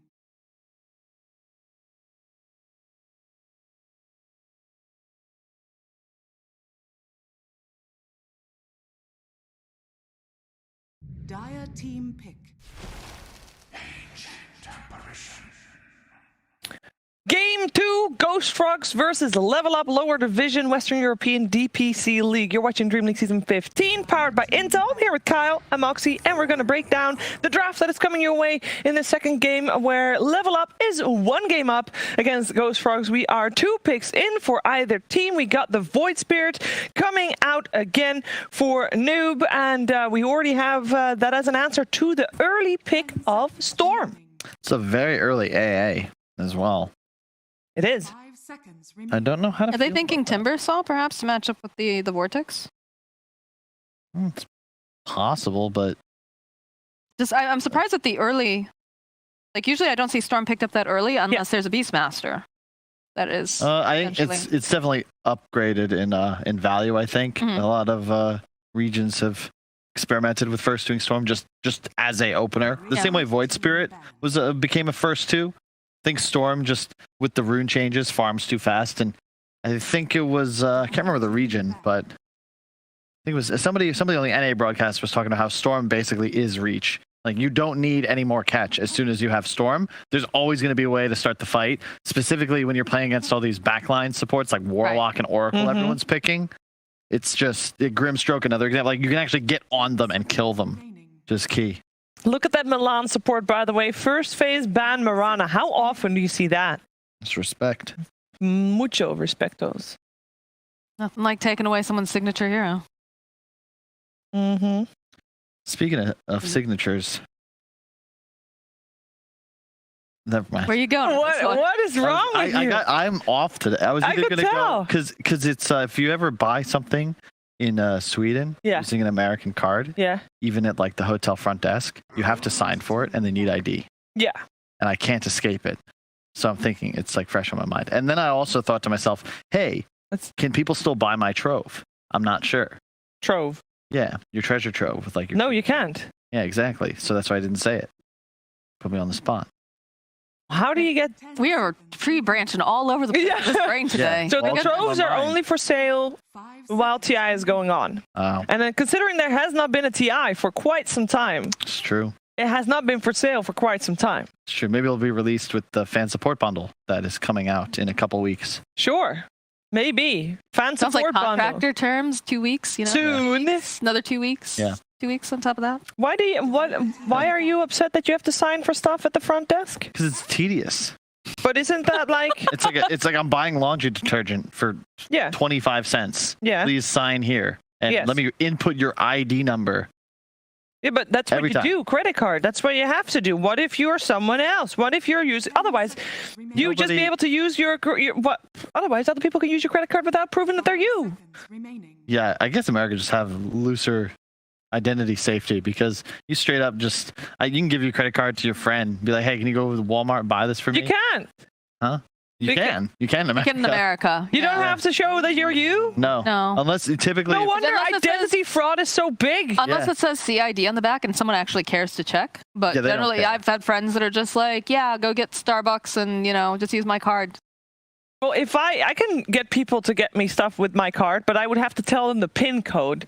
Mm, 10 seconds remaining. It's strange. yeah. Is that Yep. why you're off? Because you're just confused? 5 seconds remaining. What did you say? Oh, Nothing. I do remember your PIN code though. oh, Handy we got information. he gave us his PIN code. Very nice. Yeah, excellent. Oh, our producer just gave us his PIN Now code. we just got to get our Now hands we just on gotta get the card. That's easy. Challenge accepted. Reminds me of playing credit card roulette. Another Oh, days nope. long. oh, That is Owen just not a got a game new I play. card. Oh no. It's neon green. Oh, he's gonna He's lose. gonna lose every time. I already told Blitz he was very happy. Blitz had a red credit card, and he always was Yeah. the one getting chosen. Oh, because they picked the shiniest Yeah. one. Blitz, Yeah. Blitz came up with like a backup card that was just very boring. It was like Right. gray. Yeah, Doesn't so look no one would fancy pick at all. it. Yeah. But it was very heavy. I think that was the one that Heavy? was heavy. It's one of those heavy cards. 'cause- Like one of the metal cards? yeah. So what happens is that the waiter or waitress is having all the cards, so you also feel the weight. So if you have an extra heavy Oh. card, but yeah, normally the one that stands out is the fancy colored one. So now Owen has bright green. Rip. And we already, yeah, no. I sent him with my debit card from like 2005. Nice. They'll never pick that one. And also, You're going to think it's fake, dude. exactly. That's perfect. They would never pick it. They would never pick it. I would yeah. Anyway, draft. Rubik AA can be complicated. Here's why. Because you're very susceptible now to more reach and heroes like Clockwork that abuse the hell out of having 2 effectively 5 position supports. If Clock is on top of you at level 3, that's a kill. Throughout Are the they? game, easy hooks. 10 seconds remaining. Are they setting up for a centaur, do you think, on the side of Ghost Frogs? Because, the Rubik centaur lane is Seconds remaining. pretty nice. Oh, no, they've Centaur already banned. banned it. They banned it out earlier. Centaur band. You limit your offlane pool here a bit because even something like a Mars is not really playable into Clockwork. Mhm. It is, but it's really annoying to offlane because if he shows up behind you, you're just dead. There's nothing you can do about it. There's the Bloodseeker again. The Void Spirit counter pick. Really, just still don't like the Ghost work, Frogs though. lineup. They're missing team fight again. It's just a lot of damage, but a lot of real squishy single target damage. It's a bit of a skirmishy lineup. And previous game didn't really have that much skirmishy engagements after the laning stage. I've been waiting for this Visage. hero. I have been preaching about Visage covertly to a couple Visage. friends of mine. Visage. Visage. That's what Visage says when he enters the game. It says Visage. Okay. A visage is the French word for Visage. vision and face and stuff. Yes. Well, thanks, Sheaves. You're welcome. That's just a different language that you're I am speaking. very smart, yes. It's okay. She's got to be easy on him. He's barely speaking English today. Yeah, he's Okay. a little rocky because he had This- to show his ID at the reception. Sorry, Kyle. Sorry. Are you done? I appreciate you. Continue on with your Dota conversation. Thank you for your permission. Thrives with minus armor, Mhm. tower damage, stronger laner, and the shard and ags, I think, can be viable. The shard giving you the ability to turn stone as the actual visage. It's pretty sick, I think. But it's really just that the birds are so strong. It's better with the removal of Necrobook now because there really aren't as many replacements. And if you look at the hero's Visage is great against basically everything on the Radiant lineup right now. Yep. Like those two supports, feed. I was going to say, they look squishy and they should be worried. Yep. What position do you play it as at the moment, though? Because with the Void Spirit picks up. It's 100% a carrier and offlaner here. Probably laning with the clock and great synergy with that hero. Also, huge fan of the level 10 talent. I think it's either 2.5 or 3 second increased duration on Grave Chill, which is like you just get so much attack speed and the hero you slow just dies. Moxie, do you know if RDO plays the Visage? I believe he does. He played with Weehaw for a time, right? He knows how to micro. That's not an issue for him at any point. Because at the moment, Ghost Frogs is actually banning out RDO heroes, or at least they did with the Ursa. So they must assume that Visage is going to be. You played Visage though, right? Last season. Yeah, so I think I think it's most likely going to be Noob. I think they're going to put Void Spirit for something. It's Void Spirit for Funnick. Yeah, the matchup against Storm is weird because you can't push the lane, but Storm really hates getting Grave Chilled. You can't CS super well, so you'll likely just see him push the wave. Visage at 6 then becomes a lot more difficult to deal with. 5 seconds remaining. I believe RDO is also an Arc Warden player. Well, if we're talking about like just microing, not that it could show up in this game, but just the fact that, you know, he definitely could handle a Visage. Should they decide to shift it? I don't really like the idea of just putting all their eggs in a Visage basket, though, so to speak. No. I would like to see it perhaps. It's like a semi-carry. You grab something else here that can... You want something harder that's going to be the eventual win condition, I guess. If that makes sense. But yeah, you've got a lot of scary things coming at you, right? Because again, like I talk about that. Yeah, okay, yeah, that makes sense. This is negative dirty armor. draft. Woo. A lot of damage potential here, and it's tough for Ghost Frogs because these two supports, like they need something that frontlines for them desperately here. There's so much catch, a ton of physical burst, as Moxie stated, and you know the clockwork as well. There's just no hope for the back line here. You can even see that with the bans from Level Up. Like they get rid of Underlord Tide, the two biggest bodyguards that exist. Centaur already gone. What replaces them? Not really sure.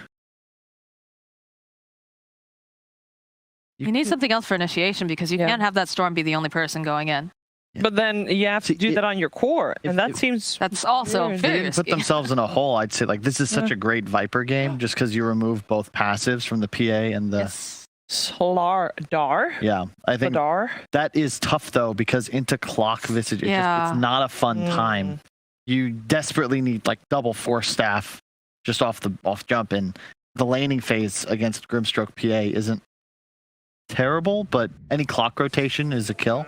Axe. Now select Okay. Not too convinced? Storm's got to go off. Baranya needs to play a perfect game, and it's offlane Visage. Oh, it's I going to be dig fun it. playing it. Okay, cool. It's a great matchup against the Bloodseeker. I'm telling you, level up all the way, man. This boot camp is working wonders for them. I love the way they formulated this draft. A couple new hero concepts, but Clock Visage is something Wings used to run way back in the day, and it works. It works. How Visage? Visage. Yeah, you did it right. Okay. Don't doubt yourself. You're good. Thank you. No. I don't know if that's get picked up by the I don't by know. the microphones either. Yes, there we go. Shouted louder, production. No. Visage is going to win this game then, according to you, Kyle. Yep. What does Ghost Frogs need to do? What needs to happen for them to have a good game? You said Storm Spirit needs to pop off. A lot of pressure coming out on Borneo then. Moxie, anything else to add to that? They've just got to get that advantage and hold on to it tightly, because if you look at what they have for the draft over on the side of Level Up, it is coming for it. The pain is coming. It's might be able to slow it down, but if you don't finish up the game, it's definitely coming for you. Yeah, they just don't really. I don't see the timing. Like their mid game isn't going to be as strong, but late game it's PA. Yeah, you're going to you get have no outscaled. insurance policy there. You need to execute with your 2 BKBs and just straight up win the game. Okay. What kind of timing should we be looking at? They then? need like a 10k gold lead at like 25-30 minutes, then grab a Roche. They got a shot. 10k gold lead at 20 to 25 minutes. Let's find out if Ghost Frogs can do that, or if Level Up will take this series 2-0. We're heading over to our commentary duo of OD Pixel and Fogged. Yes, indeed. I mean, We saw in game 1, Fog level up, look pretty tight across the board. Coming in with this draft here, do you think it's going to be another chance for them to show off their team play, or could Ghost Frogs shake them up this time? Ooh, I think it's going to be a little tough for Ghost Frogs to shake them up. I've seen a lot of times these PA picks, when you see these extremely fragile supports with not great front line, it ends up being a pretty tough time for the supports, especially when there's so many vision aspects, so many ways into backline. We got PA, Void Spirit, Clockwork, and Visage. These heroes can all pierce the front line quite easily to get to these back squishies, and my god, are they squishy. Rubik AA, some of these squishier actual support heroes. So yeah, we'll see. I think it's going to be tough. I'm going to be looking at Toby and Baranya. Yeah. I think this Axe could work wonders if he gets like a really early Vanguard and he can just start like running at lanes and collapsing on towers, but it's going to have to be quite a big advantage that they have to play with. Let's see. Let's see what can happen here. We're getting some exciting heroes as well. You know, the Phonic Visage. I mean, where do you sort of place this here at the moment? Have you seen any performances of this hero looking particularly strong or weak? Where does it stand in this patch? Nothing, not too crazy. It's kind of, it's like dead even. I know SEA and China have been liking it a bit. Yeah. JJ gave me some stats too. It's like 5-5 in the patch, 4-4 in DPC. They picked it a couple of these offlaners. Lacoste had been talking to me about it too. How he thinks it's pretty strong. Just with that mana cost. If you look at the Soul Assumption, it's 125 at all levels. It's unbelievably strong. It's a huge buff on the hero. Plus, you know, the Shard got buffed too. He just got significant amount of buffs. Oh, Milan. He's been found here. Will be first, but they'll try and give it over towards Noob. And they've managed to do that as well. Noob will start the game. First blood for the mid laner. Well, that's a dream. Playing versus a Storm Spirit lane that could normally be a little bit difficult for the Void Spirit, perhaps. Now, you know, just he's going to be having stick charges to start with, a really early bottle. Noob should be able to do very well in that one. And yeah, let's see how bottom is. This is a really awkward lane. You know, every time we've seen AA paired up, it's been with either Sven or Wraith King or something that can at least slow down / chase. I don't know if they're going to be able to connect many of these blood rights unless Level Up just makes some weird movements and play around it, because there's just not a lot of slow, not a lot of connection either. So this is going to be a little bit of a weird lane, I feel.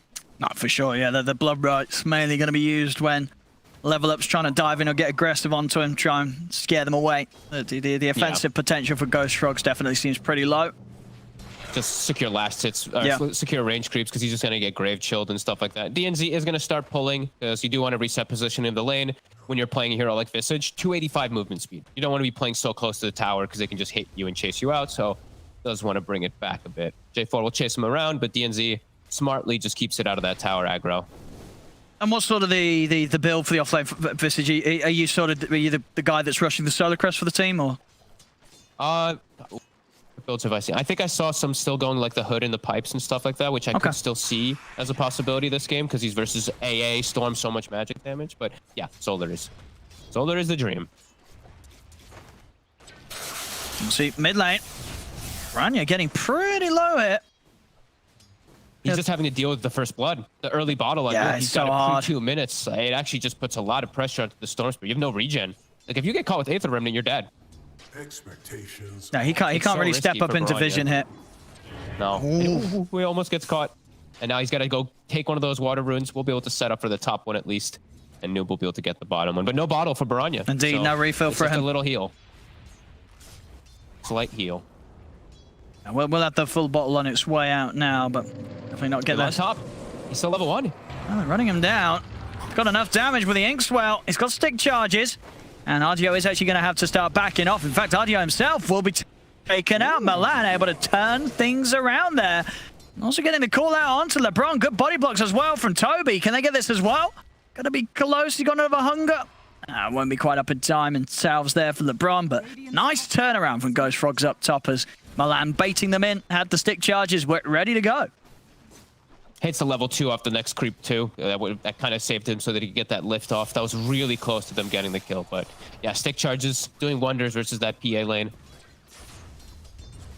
As bottom is, Bloodseeker's actually doing just fine for now. He's actually he's got this ridiculous armor. Visage's damage isn't the highest, so it's gonna take some time. I've seen Phonic miss quite a bit of last hits too, but Crystallis, he's gonna have a good advantage at least to start off the lane. Yeah, it's gonna be a bit of a slow start, slow farm for Phonic here on these first few waves. But I mean, hey, that's what happened last game, right? We saw Phonic have a pretty abysmal start to the lane, but then of course the rest of the game was perfectly fine for him. So He did have can a make flash it work bomber. with a bad start. Sure. To be fair, he was tanking, so you can just, you know, sandstorm, push waves. Visage is a lot more about you have to start winning some fights and some battles because you don't flash farm. You're just about getting kills and just pressuring objectives with your birds. But he's got level 3 now, so he is stronger. DNZ, once he gets 3, that's when they're going to start playing aggressive down here. They've got crazy amounts of damage if they can actually isolate any targets. Do you think, are they going to be able to catch Branya here in the mid lane? Oh, no, he sees I think it. they're just going to secure runes. I don't think he's going to go check bottom. J4, he does get caught by the battery assault, and he's looking quite dead. Oh? Yeah, he is. Let me see. Yeah, once the charges are built up, that soul assumption nuke in the lane very much hurts. He used his entire mana pool, though, on Funnick. I want to see them get either like a Bassi or just some Clarity / Mangoes down here, as DNZ actually finds Crystallis. They don't have the second nuke, but they do have a Grave Chill.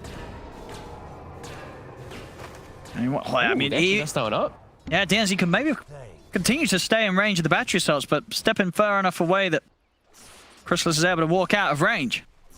RDO was low HP top too, so the thirst started kicking in, so a little bit faster on Crystallis to get back to his tower. As lane's looking pretty decent so far for Ghost Frogs, which I feel like they do need to have happen. They're chasing LeBron up top. He swallows the creep wave. It walks right past them. I trust my end comes at a price.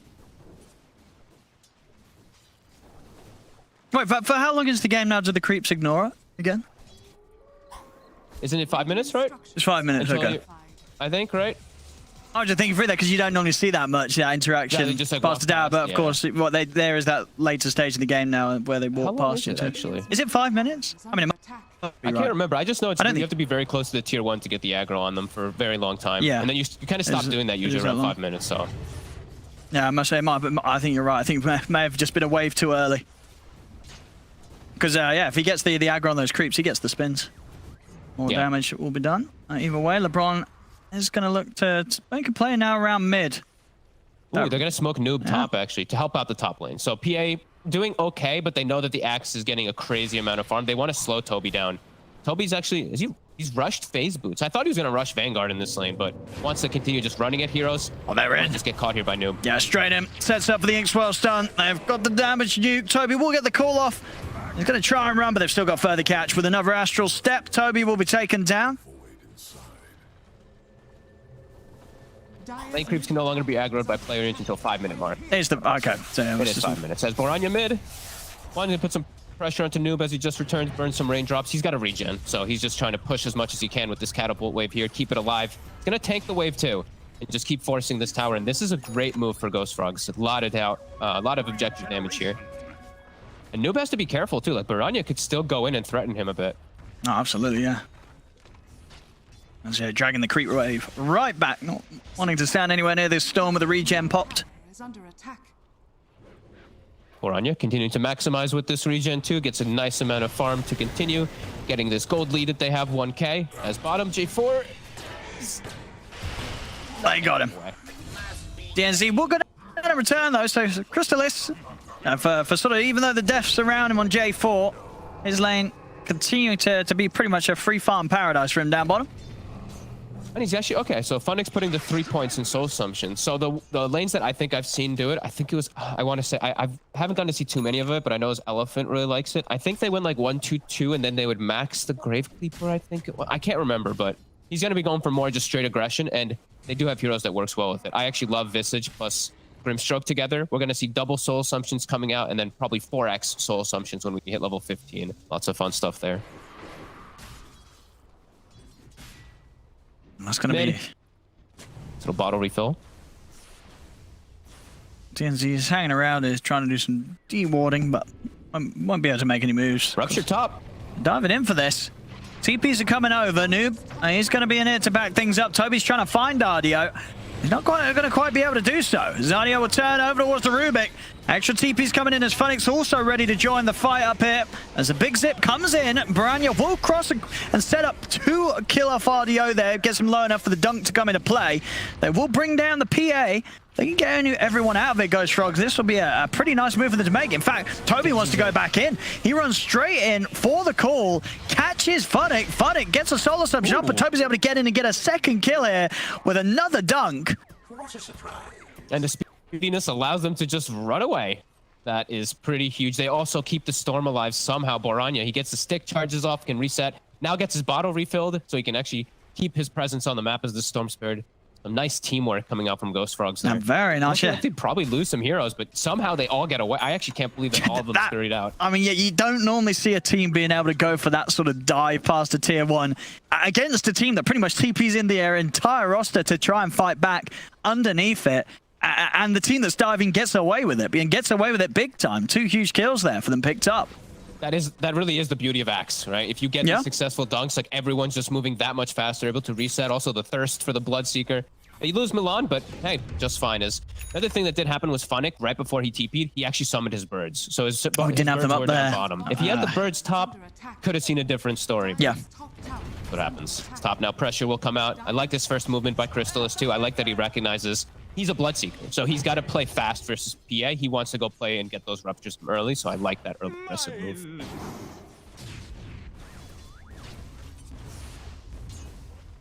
Dire's top tower is under attack.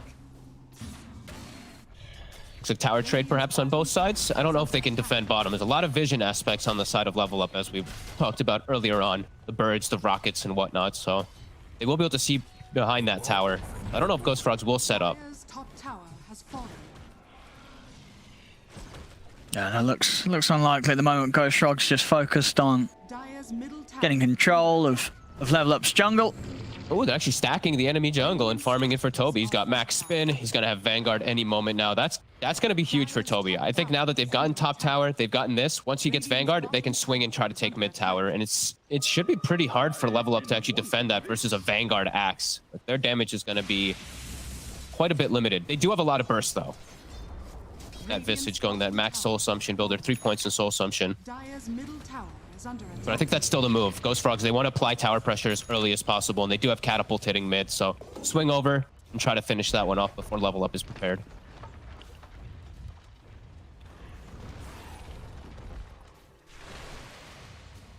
Nope, looks like Ghost Frogs, Toby's just going to farm an Ancient stack instead. He already has the Vanguard, so that means tier 1 mid will live a little bit longer.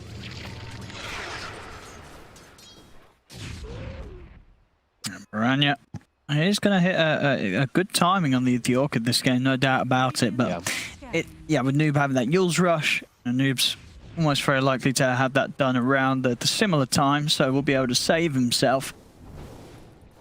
Solar Crest about to be finished for Funnick, so he's about to hit his big timing for himself. Does need to get some protection, though. I want to see him get even a casual cloak or something on Funnick, because it's so much magic damage on the side of Ghost Frogs. He could just die unbelievably fast. And there's a lot of damage instances, too, to break his cloak.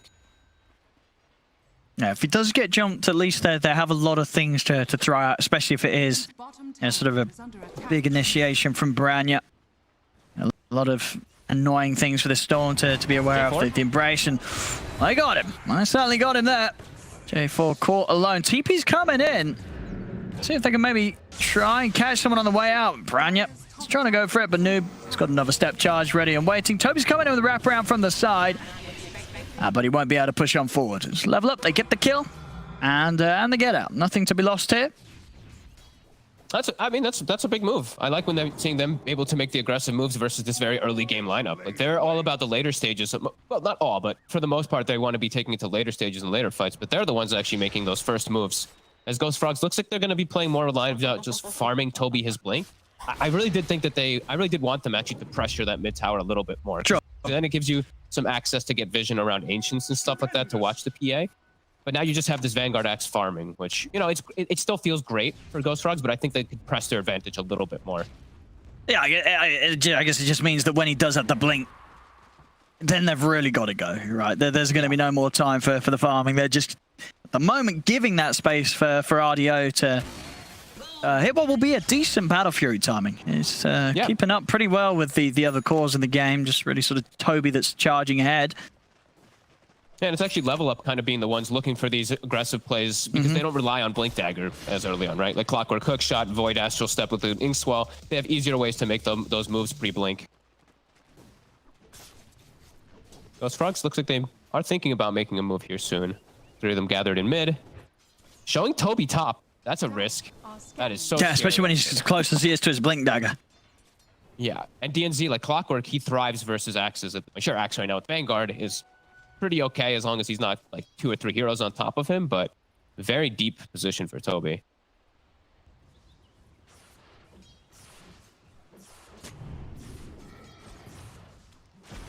Yeah, RDO, he's just going to get the freedom to finish his battlefield. I feel like that's pretty good for a level up, even though they are losing a bit on the net worth and that experience.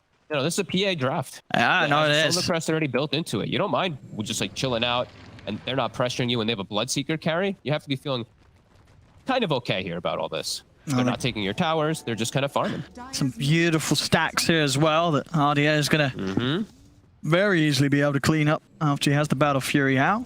And just a few hundred gold away from having it complete. So if the game continues to be as passive as it is, yeah, he hits that Battle Fury timing in a less than a minute, really. And he's able to clean up that Ancient stack. He's going to be top net worth. This PA is going to have no problem with how the start of this game's gone, unless Ghost Frogs can bring something else against them. Level up, though, this time around the PA, they're happy to fight. They're still very strong. They've got a lot of great catch. So it isn't easy for Ghost Frogs to make that move. Toby about a creep away from having the Blink Dagger. So we'll see what happens then, but it has slowed down. And yeah, RDO's going to have a big smile on his face because of this. Absolutely. And they're smoking up top. I thought they might be smoked to get a ward around Ancients, but looks like they're smoking around their vision for that one ward that they have lasting about 3 more seconds. Yeah. They have Orchid. They have a lot of burst damage. So if they do find anybody, they'll kill them pretty damn quickly. But I mean, PA is just going to get Battle Fury done in a second here and then farm Ancients, and they're not going to contest it. So PA is going to have probably higher net worth than everybody on the side of Radiant in a couple moments here. But that's the X Blink. Right, it's coming out of the courier, so now maybe they can make a big move. I mean, ideally for them, surely you want to be trying to head into this triangle, right? You've got to know there's a high chance that this is going to be that point where maybe, as the PA does, have that Battle Fury, they're going to be farming these Ancients.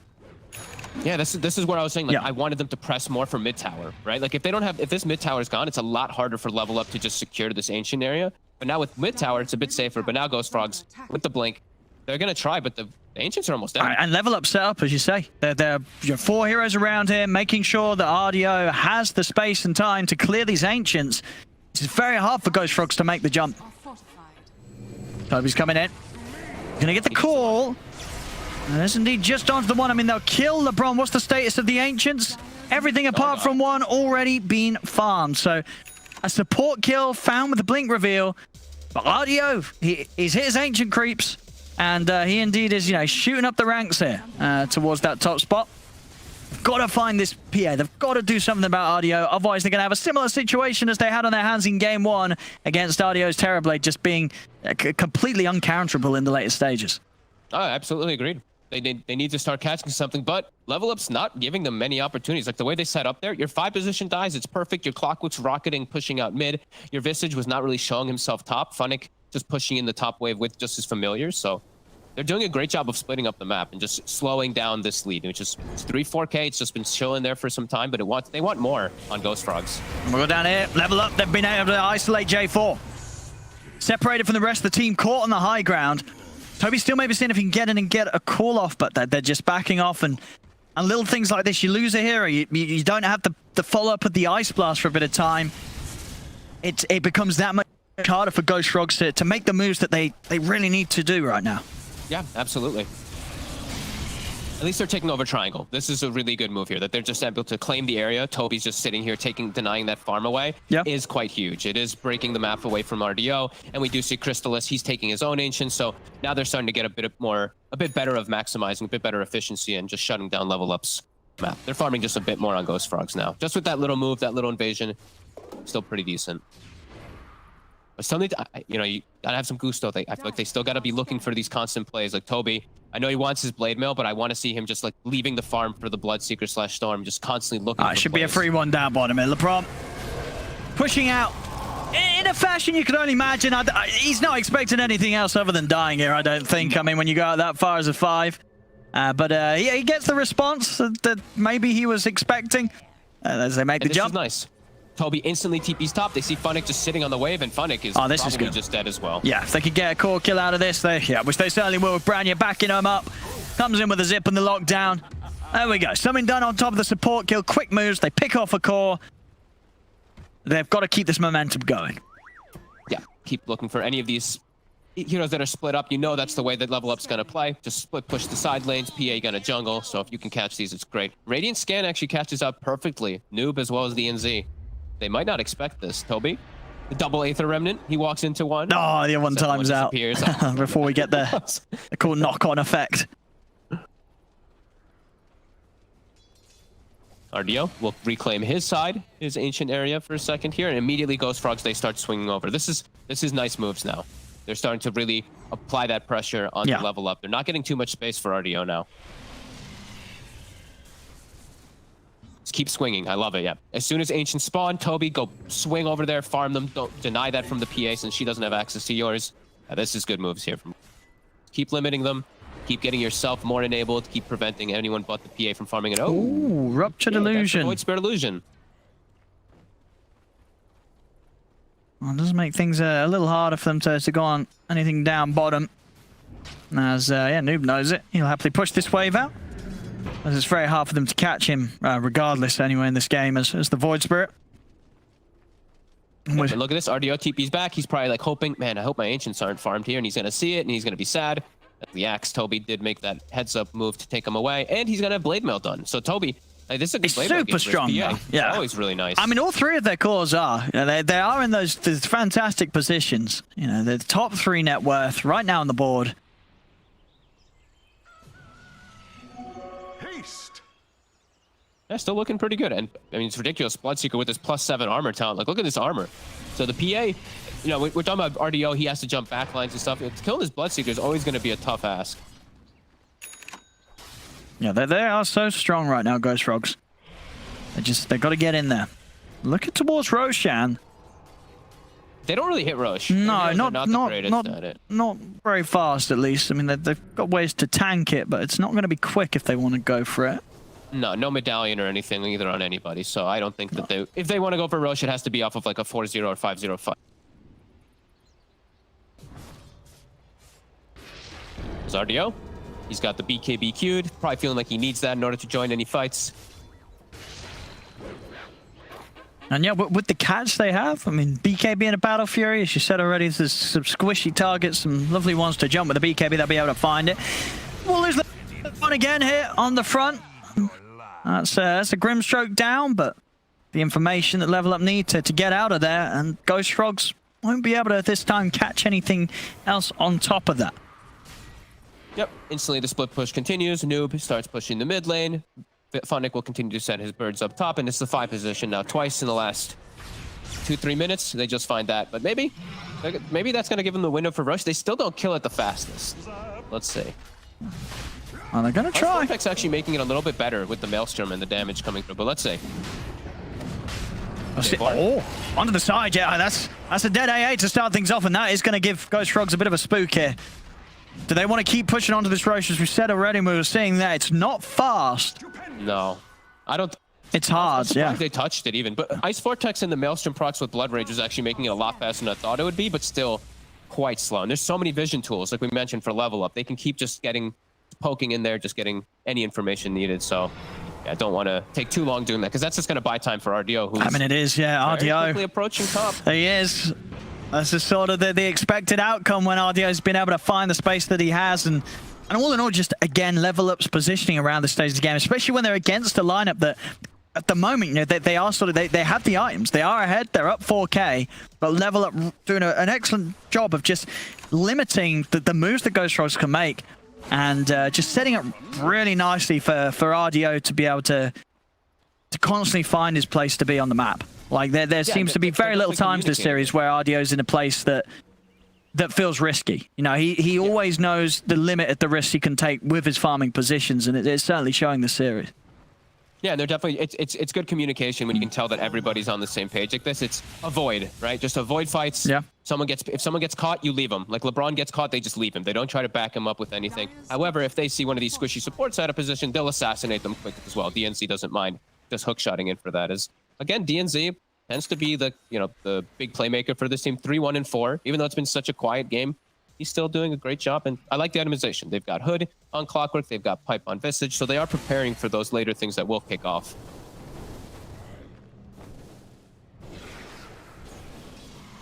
And we'll see Funnick after his essentials, the Solar Crest, and the Pipe. Going for, of course, the Aghanims on the Visage. Yep. Like it a lot. I love this. I think this is the build I've seen the most, almost every time on the SEA and China as well. Just pipe into Soul. Feels really good.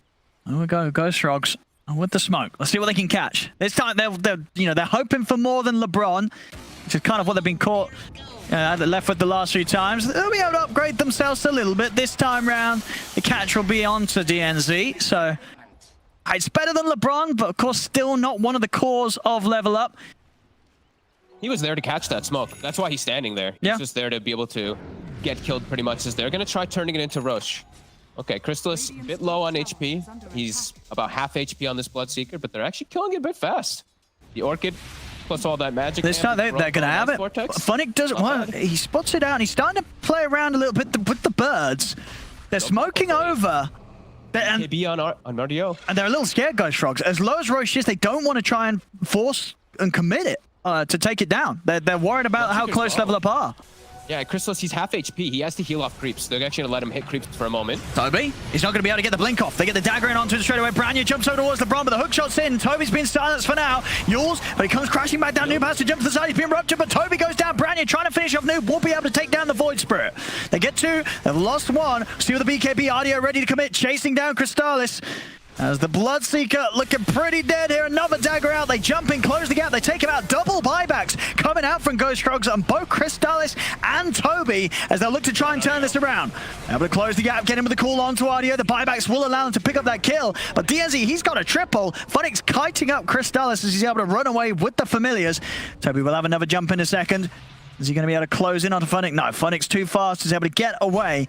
So the buybacks do allow them to get the core kills, get RDO, and it will secure them Roshan. It's a costly fight. A fight they come out with the Aegis. But as you can see, the cost of that really slamming down that gold difference now. Just a 1k gold difference in it now. I mean, you make a trade there. It's just it's a trade. Yeah, and it's you have to make some type of play there. I think Crystallis dying is so scary, and now Crystallis has to be very careful, especially if he's doing plays like this. If he can die twice, that will pretty much negate everything that Ghost Frogs have got. Hang on top. He's been caught. He's so far up. He's up on his own. They've got to get over it straight away. Okay, it looks like Level Up aren't going to try a second time. They'll settle with just taking the Aegis, but I mean, that was the objective, right, that you just brought back for on two of your cores to get that Aegis, and you've just gone and lost it, and you've not been able to do anything with it. I mean, that really is massive. That's now makes it all worth it for Level Up. Even though Ghost Frogs, they get the kill, they get the Roche. Level Up didn't use a single buyback, right? So they did not themselves. Available for the next set of fights. They're going to be able to outnumber quite heavily versus Ghost Frogs. So they did, they committed for it, and they're going to have to accept the fact that that just happened. I think Crystallis has to be kind of kicking himself for stepping up so far up top, just completely alone. We'll have BKB now done. So now this Bloodseeker has a lot more freedom of not having to worry so much about DNZ, as we saw DNZ in the last fight really do so much work as this clockwork. We'll be a bit more protected. And yeah, double BKB should make the fights quite a lot easier, yeah. Noob, he does have catch him on this Void Spirit too. Noob's got to be careful, and he will be. TPing out, he can sense that they're up here hunting for him. This has to be such a scary game for Milan and J4 now. There's now a Void Spirit with Ags, there's PA with BKB, there's Visage with Familiars and whatnot, and a Clockwork who's very tanky, so he can easily get on top of you guys in the back too. This does not feel too fun to be a Rubik or AA. They're gonna need some really successful jumps coming out from Toby. And it's, like I said, Toby and the Bloodseeker bought back, so they have to be very careful for their positioning. Yeah, if they die here, they're losing, I mean, multiple towers. There's still a lot to be taken off the map by Level. I mean, tier 1's up in both mid and top lane. So many objectives to be found if Ghost Frogs do take a bad fight. And PA is now pretty much done with Desolator very soon and level 18. So the crits are going to be that much bigger.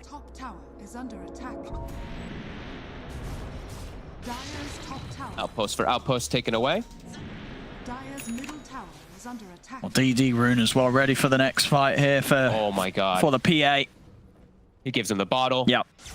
Deso's not quite out. He's about 500 more gold, but this could just be enough for them to look for an actual head-on fight versus Ghost Frogs. So absolutely. And this, yeah, DD and Deso, that is the combination that Is under attack. that will threaten and potentially kill heroes like the Bloodseeker. If they can get any sort of jump or stun on him before the BKB's out, you know, a bit of magic damage here and there, and then the PA going to work on him, they'll kill him very quickly on the front of this fight, Crystallis. So. Yeah, he's also just going to pretty much one-shot the supports. Like a dagger crit, and the Rubik and the AA just die, more than likely. Maybe not the Rubik, he's a little bit tanky, but the AA, a dagger crit with the DD, he's dead. For my coffers. Players here. And what we got coming out, is that the Desto right now? Yep, it is. So Desto and DD on RDO. Yeah, they're ready to fight. And a quickening charm on Noob right after he finishes up his Ags. This is going to be a crazy fight. Oh, they're going to be able to start as well. Look at the hook shot straight away in onto the Rubik. Rubik's going to get taken out. They will manage to turn, bring down TNC in response, but the silence out of the two of them. Toby just destroyed their RDO in with the Desto and the DD. He just disappears. He's gone immediately out of the game for 70. They've even got the catch here. They've got the Yules into the Remnant. They're going to be able to pick off Crystallis as well. As that's the two of them. There were 3 down, but of course the 2 being the big ones. The 2 cores out in the game. A longer death timer as well, obviously being the time that died after that previous buyback. And 90 seconds. Yeah. They can take mid tower, they can claim top tower if they want. They can probably get the tier 2 mid as well. A huge window for level up. And DNZ, he doesn't care. Like, this is just a perfect jump from a clockwork. You just get all the information, you get the jump on the squishy backlines. They die instantly. Axe dies in 1 or 2 swings from PA. And level up if hit their time. And we'll see this again when RDO comes in a bit with the jump. And Toby's got a lot of HP to work with. See how big that old crit is that comes out. Is it the dagger? Oh, yeah, first hit there. 1,755 physical straight up. Oh, the dabs are coming out as well. As they're back in action, more death here. Well, looks a bit on the side of Ghost Frogs as Milan gets nuked from the low ground. Radiant's middle tower. The stroke and the fights.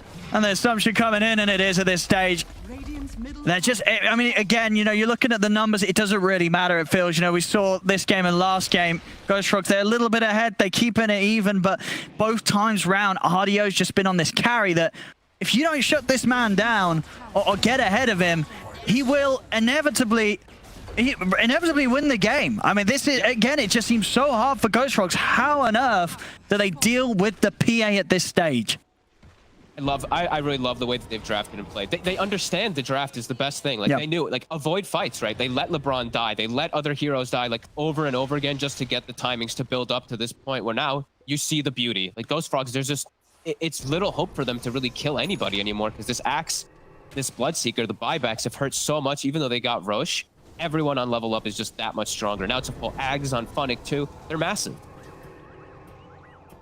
Level 20 on PA. All looking real good for level up. There's now Boranya, the Invis. Wait, what? Funnick. He lets himself get double familiar stunned. Oh, he's gone. Now they'll turn over towards Toby. They have on him. They are turning with the burst onto RDO. RDO puts the BKB. They'll be able to bring down Toby. RDO will fall. There'll be a buyback from Boranya. See if Branya can turn this around with the buyback. He's able to jump over towards Noob. He's got the control on the voice spray, but the Yules is up. He's still got to simulate and a step. He's out. And he's away. Noob's going to be fine. Now Branya's got to be careful. He bought back for this and he's out of mana. Oh. He got RDO though. Not bad. And there's something there with the buyback. But again, it's these fights where they're having to use the buybacks for it. See if they can get more. I feel like the RDO kill is nice, but they're going to want something else of this off the back of the buyback. And you can see with the wraparound, Funnick's still good to go. Branya is going to go for a big step in, but Funnick is ready to strike for the shadows. He's on top of Crystallis. Crystallis is going to go down. They've got the silence under Branya. Branya is up in the air. He's going to go down as soon as he falls to the ground. Dead for 100 seconds. As they may have got RDO, but it just isn't enough at this stage when you're committing this much to the fight. I mean, a very awkward way to start there as well. I feel like you don't normally see a Storm allowed to just get walked up to by a familiar and opened up with a familiar stun. The beauty of the Silent is the Grave, right? Those double invisible familiars. Yeah, they don't have the vision set up. Yep. That's Toby. Ready for more in the mid. But uh-oh. I mean, there's no Crystallis, there's no Branya, there's no defense here. They'll come out with a buyback from the Rubik, fortification as well. Well, they will manage to push them back temporarily. it's so much damage that's coming out from this team too. Like you can't even like see it all happening because the PA has these explosive things. But if you look at the overall damage spread of Level Up, like look at this Visage and Void Spirit too. They're doing so much damage in the fights. These double soul assumptions plus a soul bind makes it a 4x. Like look at these damage distributions. It's actually quite even across the board. The PA is actually one of the least ones. Well, they've got to set a better vision around here with this Ags on Funnick. Like they can't allow their storm to be initiated upon like this. Oh, it catches you off guard, though. It's I guess he didn't expect the time. Yeah, it just suddenly there's a great familiar jump dropping down on you. That's why, you know, I was saying, like, I do love how this whole draft does come together from Level Up. These sneaky ways, like this Rubik and AA, it's like the scariest game in the world. You're pretty much playing versus like Ricky in a way, but these heroes that jump you into backline, but also give vision. There's so many different tools to just kill these squishy targets. And yeah, we're really seeing that 11k gold lead. DD spawns top. Oh, they at least managed to make sure, that the PA doesn't get it this time round. Yeah. But look at Noob though. It's not like we keep mentioning, like it's RDO, the PA. It's look at how big these other two cores are. Noob has a Hex again. And they're ready. Level Up. And for the most of this game, they've been playing it casual themselves, sort of letting Ghost Frogs try and fight into them. I mean, now with the items, the lead that they have, they know that they can just look to charge in themselves. As it's going to be very hard for Ghost Frogs to deal with a clean jump from Level Up. Ghost Frogs have to be fully prepared. Yeah, RDO even buying like a full S and Y just for some status resist versus the call. Oh, they're in. They're going to get the jump on towards Piranha at the back lines, but the BKB comes out. Crystallis is getting fully focused, dies through the BKB to the overwhelming physical damage. He will buy back here. Branya having to use his mana to get back to the high ground. That's a quick buyback forced out of Crystallis' Bloodseeker, though. Pushing them further behind here, Ghost Frogs. DNC just, again, always getting the right hook shot. They just surround this poor Bloodseeker. Just make him look so fragile. They have so much damage coming between their draft now, and this might be the final hurrah. Ghost Frogs just looking for some miraculous wraparound as the BKB on PA is down, but this still doesn't feel like an easy fight. The other cores are so damn strong now. Let's see what they can get with the smoke. Funnick, he's ready to sneak in. Toby, he tries to get the call off, won't get it, but they do still get the lift up.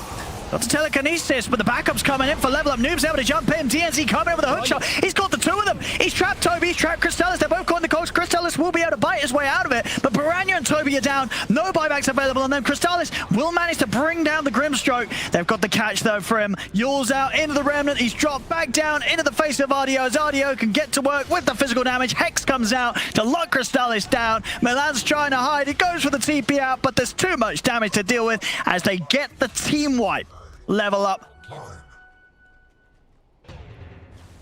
DNZ will just die. I think he just ran in and died under the trying to collect a gem or something like that. But yeah, Level Up on the same page. Even the way they're jumping in the little things of the fights. Noob jumps, gets the Hex on the Storm Spirit. RDO BKBs jumps him instantly. They're both all on the same page, and really Level Up have been so impressive as a team today, just across the board. They look way better than Ghost Frogs today. Absolutely, a big step up, and it seems like the boot camp really is paying off. And agreed. You know, sometimes you in the lower division as well, you see these performances, and it begins to set the team ahead of some of the other Dota that you're used to sort of seeing down here. You know, this is some top stuff here in the lower division from Level Up, and if they could pull this out consistently, this is absolutely going to be a squad to watch. This is some great stuff. It's just like the full understanding from the whole team. As Toby, Noob. The call. We'll be able to bring down Noob. Too, you know, sometimes you walk up high ground, you kind of forget that they're still powerful even if they do have 3. Now they can chill, wait for RDO to get his next start done if they want. He's close to Satanic. Nullifier's picked up on Funnick. Ooh, a flicker. That's a nice pickup. Who's going to take that one? Yeah, just going to give it to LeBron. Now there's no more. Now he doesn't have to worry so much about getting jumped by Orchids and stuff as he has been worrying a lot inside of the game. I'll Level Up even thinking about going back in if Ghost Frogs step out. Hell yeah, look at Funnick. I mean, Funnick is just having so much fun now. He's just flying over trees. He's got Nullifier as well, too. Like, whew.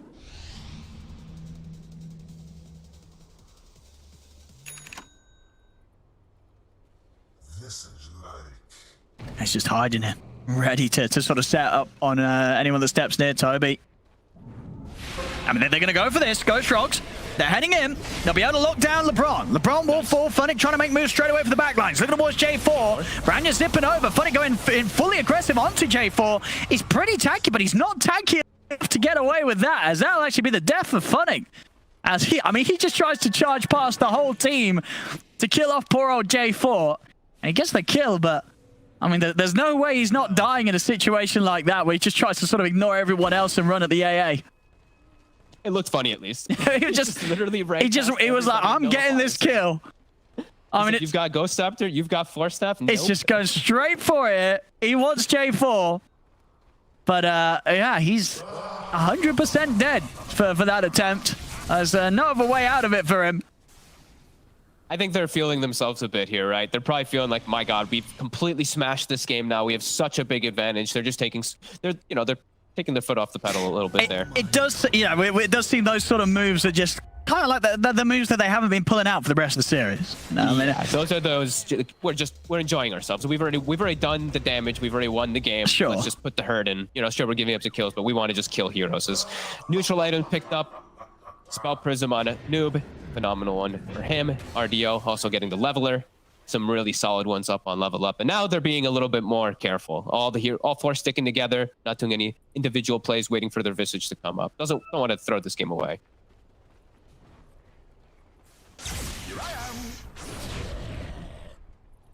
Have we got any big items or levels coming up here for Ghost Frogs?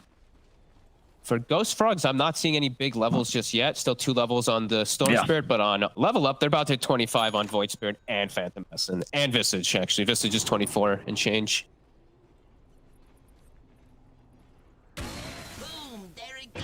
So this could actually be, maybe one of the best moments, one of the best last moments for Ghost Frogs to take a fight before everyone does hit 25 on the side of level up, because those are going to get pretty crazy.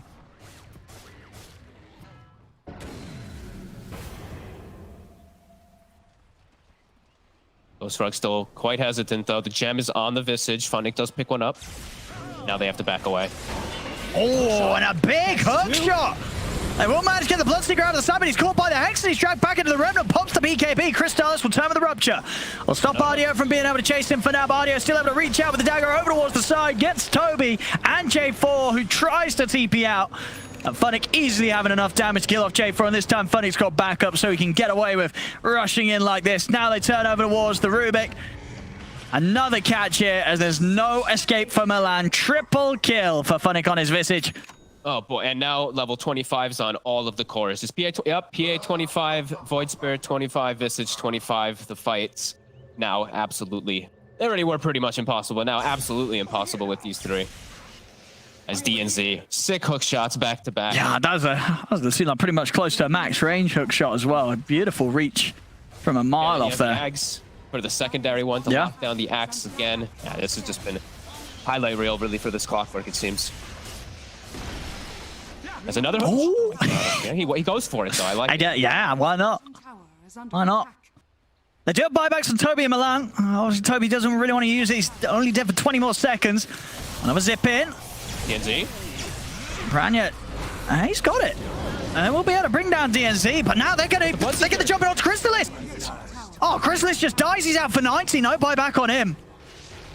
And RDO back full HP because he pops Panic. 3v5 now. Oh, Funnick does lose a bird to the tower, but he's got to resummon in a second, so no problem.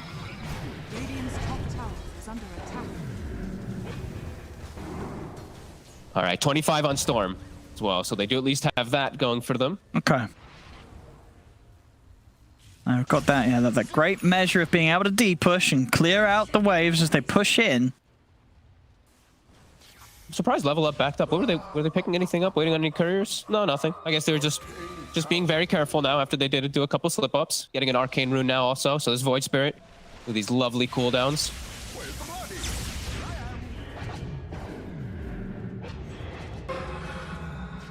How many familiars have been killed this game?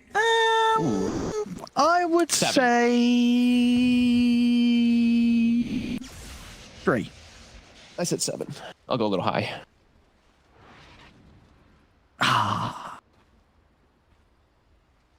You got it. I was close. You were close. It's 1 off there. Does that count the tower that got one too? No, I think it showed... Oh, so what's that? You're trying to swindle me this? Oh, hello, what do we got here? Milan, he's gone. Does have a buyback. And Chrysalis is back up in a second. Let's see what they can pull together here. Ghost Frogs on the defense.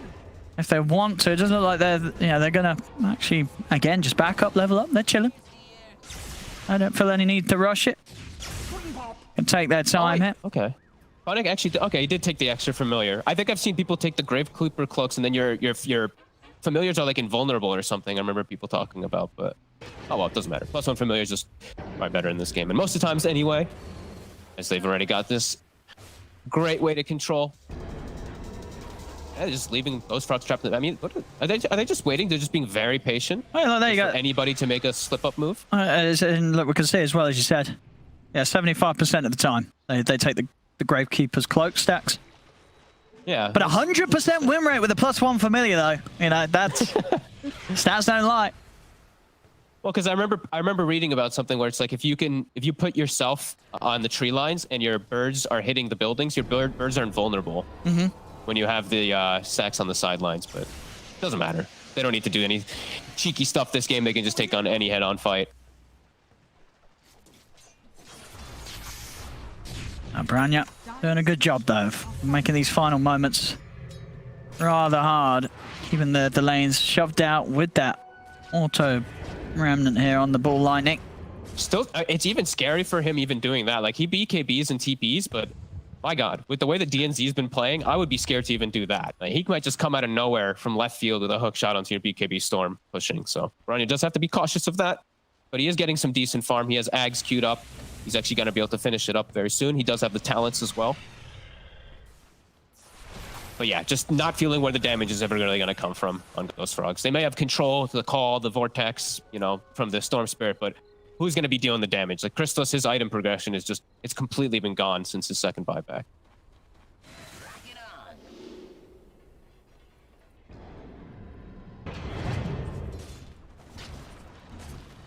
I mean, they're heading out. They're gonna smoke. Well, they're going to try and see if they can get catch outside of the base, Ghost Frogs. Do they have... They just don't have damage on. Maybe they can catch Phonic. Oh, Phonic into the invis. The ward gets taken out right away too, and there's the hook shot. DNZ. That's one. He's going to open up. Second. It does get the BKB off beforehand though, so Branya will still be able to break away. Toby's going to get the jump onto LeBron at the back of it. See if LeBron is going to be fine. Yeah, they didn't have the follow-up damage. Now Toby's having to run. BKB's out from RDO. Chrysalis will control him with a rupture. Chrysalis is going to have to run though as they're chasing him down here with the familiars. Hex comes out. They've got the familiar stones to follow up. Chrysalis needs help and he needs it now. Buybacks come out from the two of them. LeBron will hold them back with the start by Noob's ready to lead in here with the Inkswell. He's not going to jump in any further though. Respects the fact that Ghost Frogs do have the full 5-man backup. Branya. And with the chase outside the base, he's going to go straight for LeBron. Toby's in with the call. They're able to lock down LeBron. They bring down the Grimstroke. Now they turn out towards Noob. The Eon Disc keeps him fine and alive. They'll get the stun off onto Toby. Toby down for 110 seconds. The Hex control out onto Branya. Is he able to get away in time? He's up in the air. He's out. The mana just enough to get him away from this, but Chrysalis, he's not going to have the same luxuries. Chrysalis goes down. Will buy back. They're just cleaning them up one by one here. They may have lost DNZ, but it's 3 dead on Ghost Frogs. No buyback on the rest of them as Chrysalis tries to get in. The lockdown's there with the Hex. Branya up to the high ground. He gets the Vortex pull off onto the 3 of them. Noob getting very low, but the pulse is out. Noob's able to jump away with a step. They turn, the crits land in onto Branya as GG is called. Level up. They'll finally close up the game 2, and with that, the series is theirs. And they looked very comfortable doing it here in these 2 games. The team play just a step ahead of that, of what Ghost Frogs are able to pull out. Level up. Just excellent approach to the game across the board. Draft straight up to the play. Yep. Honestly, it was everything. It was every single player just doing exactly what they needed to do, even dying, right? Like LeBron dying in the bottom lane once or twice. That's what your 5 positions should do. Catch the ganks, make the enemy team smoke with 5 heroes.